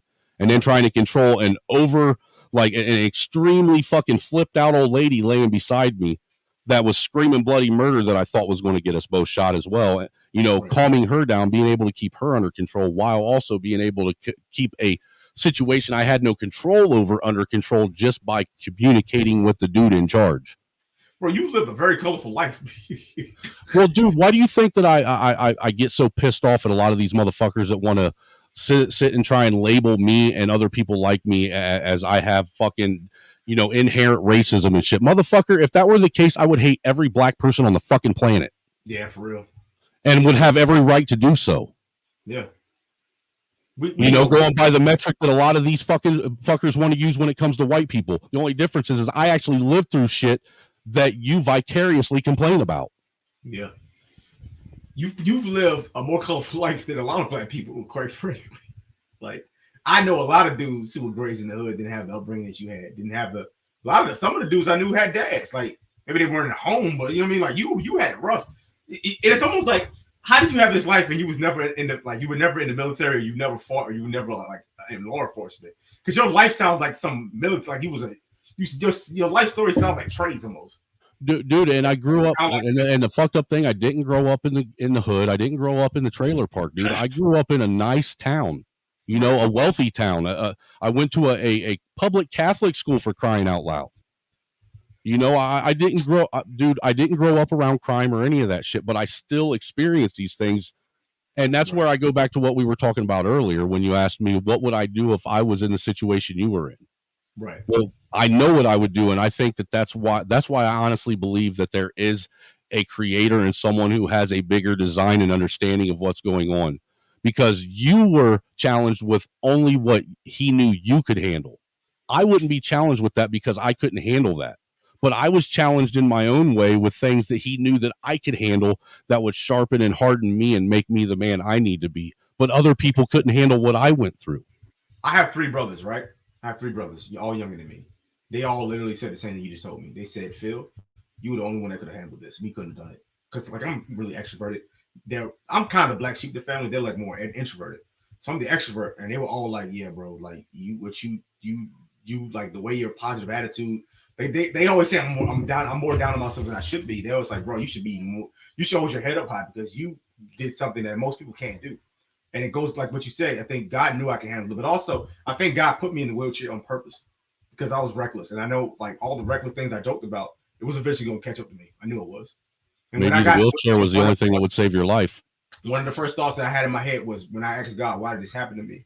And an image of all my deeds that I had been doing over the last 2 years in college flashed in my head. And that's when I knew. I said, yeah, I was on my way to hell. I was on my way to death because of how I was moving. And look, dude, I'll be honest with you. I was university, bro. I was about to be a pook. I was dropping out of school. I was on my way to baby mamaism. It was not about to be a good ride. So, and honestly, that home invasion was, I hope, my final karma payback. I think that was karma or God reminding me from the day when I was 18 years old, sorry, with all these little fucking hood rats in Elkhart where I used to live with my dad, when one night we went out all cracked up and we ran out of crack and we went and mugged this poor little woman in a dark alley one night. And I was the one who grabbed a hold of this girl's purse. And I remember it in very clear detail. I remember grabbing her purse. I remember spinning her around in a circle and her saying, "Why are you doing this? Why are you doing this?" And I just said, "Let go, bitch. Why won't you let go?" And then finally she lost her grip on it and she went and spun around and hit the brick building that was right behind her. And I took off running, dude. With her purse and took everything she had from her. And dude, I probably took, the thing is at that moment, I didn't realize I took more than just, possessions. Right. I took more from her, that night that I'll never know or understand. But I knew that night I got that home invasion, I understood that night what I took from that woman.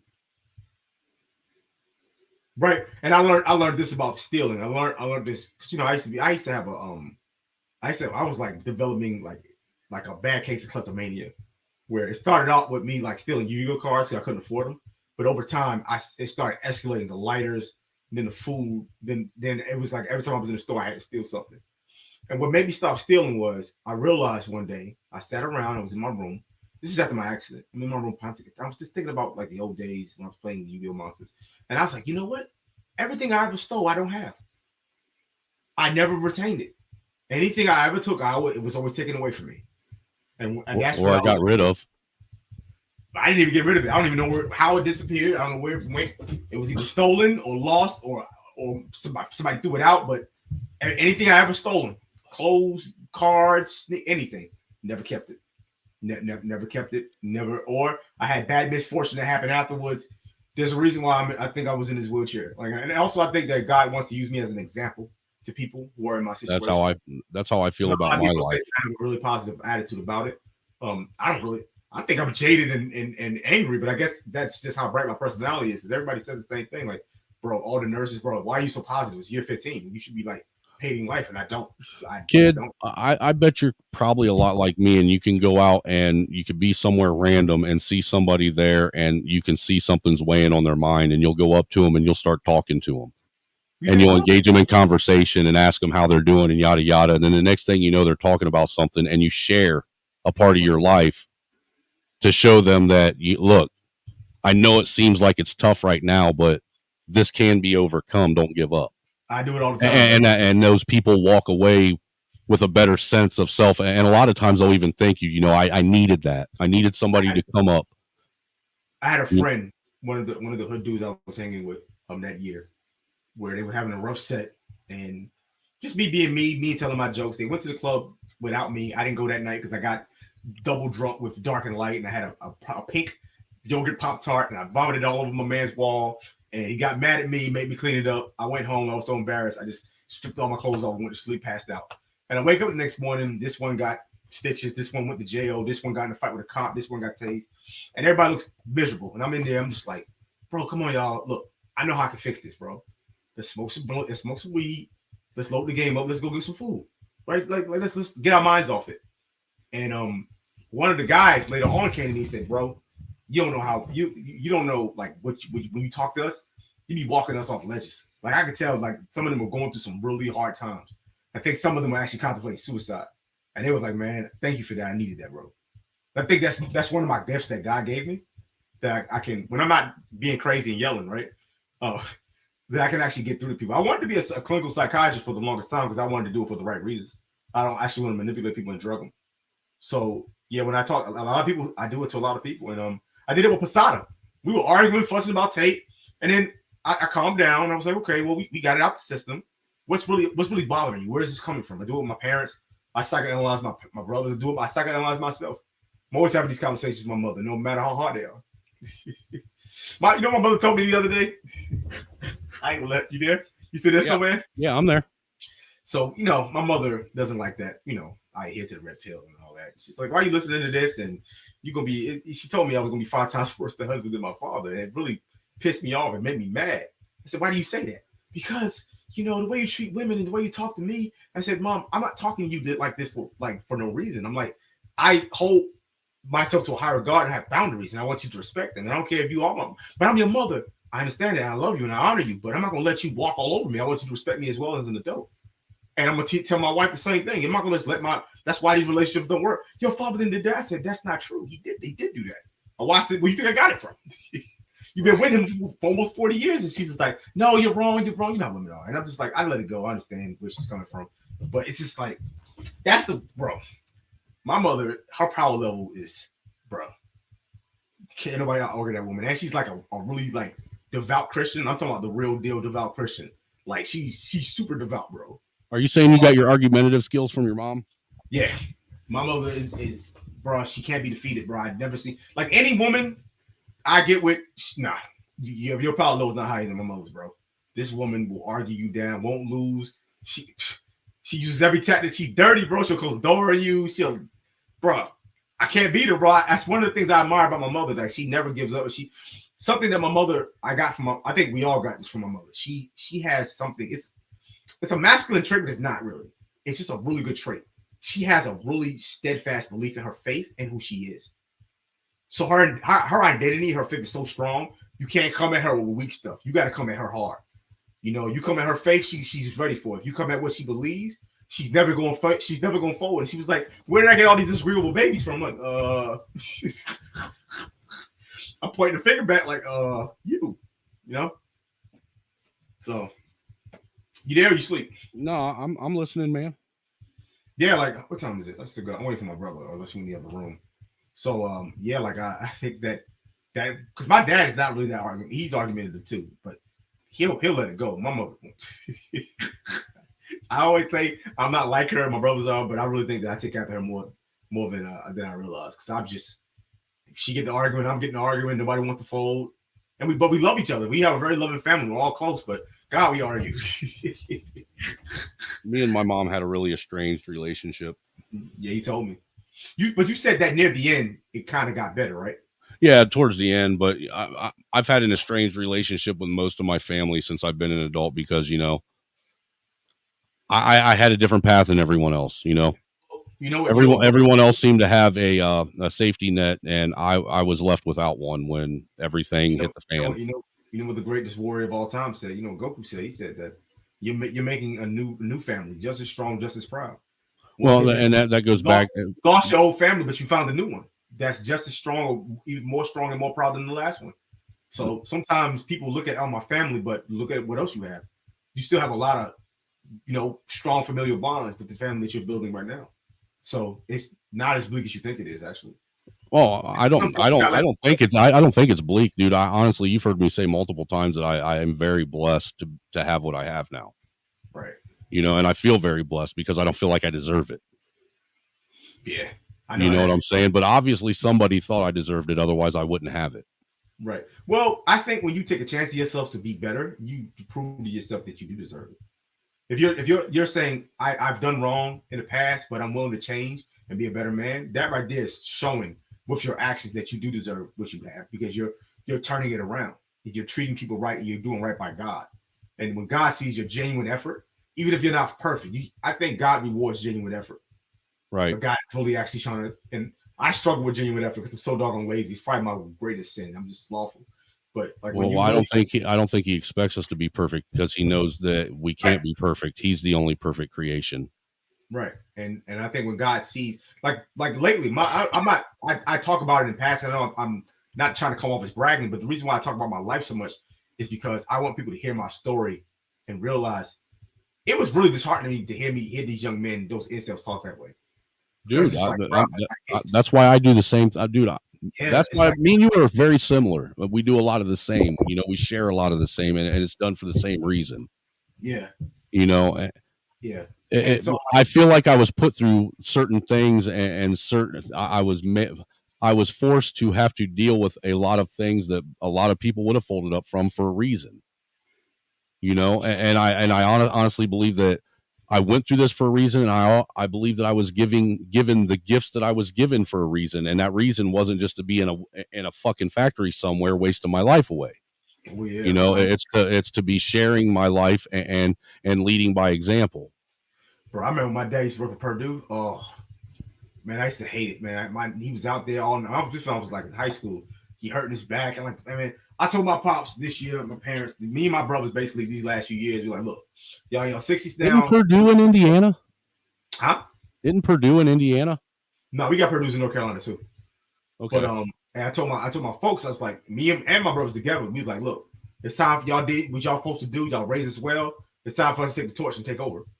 Cause I ain't gonna lie, man. I'm starting to see it, man. My parents are getting a little, they slowing down. I'm worrying about them. I don't want them to be in a home throwing snap packs at the wall. So I'm like, look, and because if they go, I might be in there with them.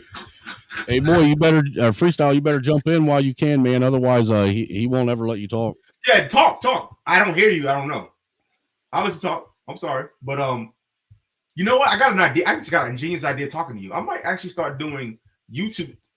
This isn't new. I've seen people do this on the left, like Erudite does this, like kind of like therapy sessions where I talk to people because I think I'm good at it. I think it can make it for good content if I do it. Erudite, seriously, a fucking yeah. Erudite, what is that? Isn't that from Divergent? Erudite was one of the houses from Divergent series. Yeah, but I think Erudite means like highly intelligent or something like that, and that's what she goes by. So she's for that Destiny camp, but I do like what she does because unlike the other contrarians on that team, she will at least make the effort to have an honest conversation and talk about deeper issues. I've tried a couple times to get Destiny to let me come on and talk to him about the whole Gretchen Whitmer thing, but he wants me to go through a bunch of bullshit that I'm not going to go through. I can't talk to Destiny, bro. Destiny. You know, because he's put out. I mean, the thing is he's spoke on the Whitmer thing and a couple times, and all he puts out is basically the media and Wikipedia information. You know, and there was one day I actually in the chat he read my comment. I said, "Look, dude, if you would like to know what really went on, I am one of the unindicted co-conspirators." I don't know what you're referring to, but all I know is Destiny has been wrong. Red-handed on several topics, and he refuses to concede.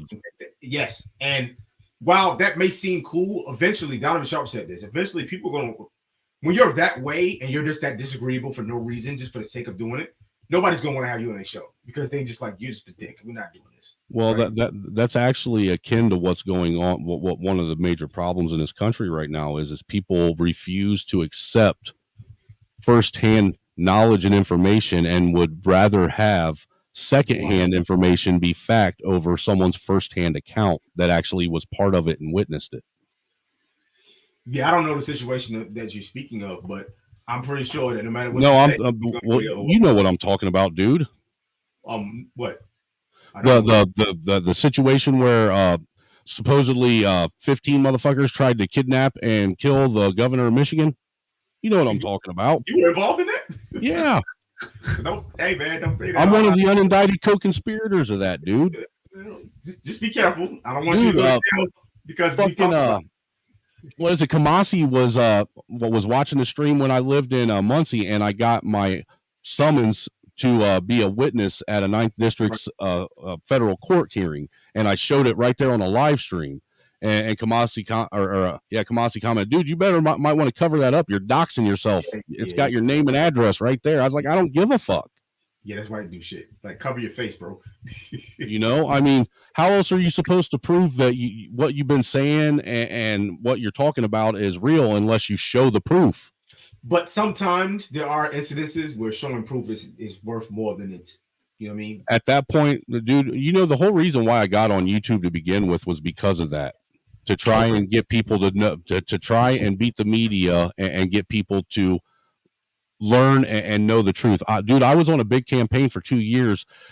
You know how many of these big name alt media outlets I emailed over and over and over again for about a year and a half, trying to get them to pick up the thing. And the closest I got was this dude. His name was Hippies from Trump, and he was actually friends with Brandon Schroyer from the Alex Jones's camp, and had told him about it. And Brandon Schroyer was supposed to do an interview with me and a couple other guys through this other guy's channel and never showed up. Well, real quick, was this incident tied to the election misinformation, the election fraud or whatever? I have theories about that. I mean, like the main election or just the Michigan elections? No, I have theories about how it was tied to the main election, dude. Okay, all right. Because look, dude, if you take the Michigan thing and you tie it in with the January 6th thing, and then you tie it in with the fact that then they told us that we had COVID and couldn't go to the inauguration, and then they put up a fence around the Capitol building, and it was the first private inauguration in American history where American citizens were not present. All you had was Congress there watching it. Right. I could get deeper into it. I'm just laying out the pieces, but I could really explain it, off of this stream to you someday, to where you would understand what my theory is, and it would make perfect sense to you. I've explained it to Trey, and Trey agrees with me that the Michigan thing was all part of the whole Jan 6 thing. Well, you already know I'm with it. I am with it. I'm anti-establishment. I'm not an anarchist, but I am anti the government putting too much hands into your life. You already know where I stand with that. But my thing was, but the problem though, kid, is even though I'm like that at heart too, it pains me to say that I agree that at this point in the way things are in America, we need about 10, 20 years of full-blown authoritarianism. Yeah, when that comes, we really do. I don't. Or we're never going to curb all this fucking nonsense and violence and fucking and just sheer fucking bullshit that's going on until we say fuck it and drop the hammer on it and say, look, this is how it's going to be, and if you can't abide, then bye. You can spend the rest of your life in prison. That's why I want to work so hard, because I'm afraid that's where America's going, and I'm afraid that I'll be alive when it's like just. I don't want to live in a police state. My only fear is if we give that authoritarianism, is it going to be to the right? Is it going to be to the right person? And how hard is it going to be to get back? I'm going to say something you may not agree with, but authoritarianism never goes to the right person. I know it doesn't. It never does. It's power. Absolute power corrupts absolutely for a reason, and that's why I've never been like a power hungry, ambitious dude.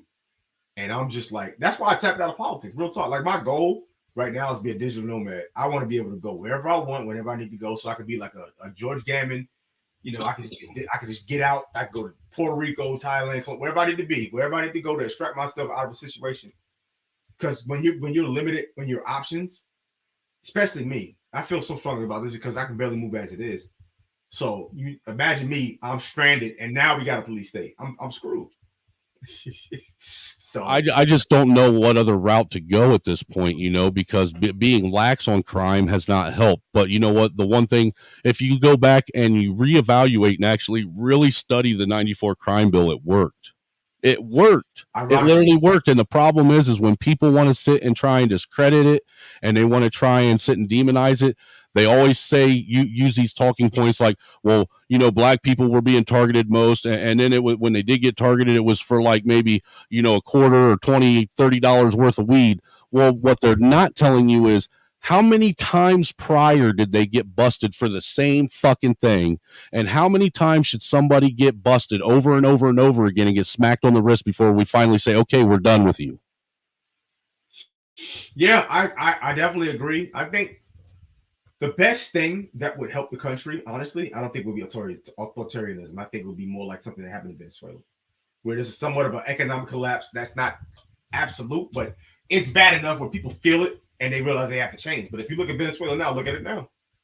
Now El Salvador, he went the authoritarian way, but the only problem with that is where does that start and where does that end? He's locking up all the criminals and ne'er do wells.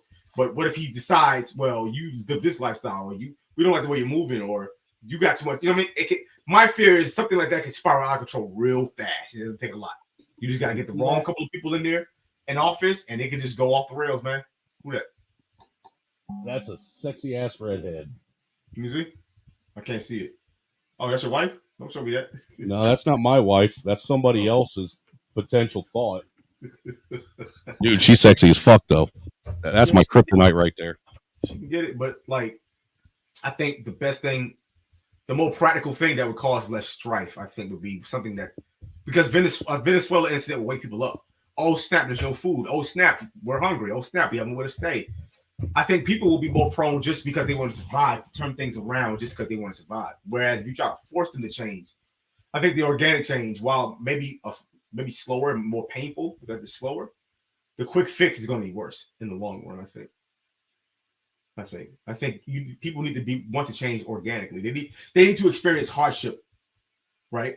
But if you force it upon them, they're going to rebel and they're only going to do the bare minimum, and then nobody's happy. So or you can do what I'm trying to do and just be as mobile as possible. Be as mobile but I'm about to hang up because I'm tired. Yeah, I feel you, man. 36 hours. I'm exhausted. I've been doing this coding. That hit the stream and I watched the argument.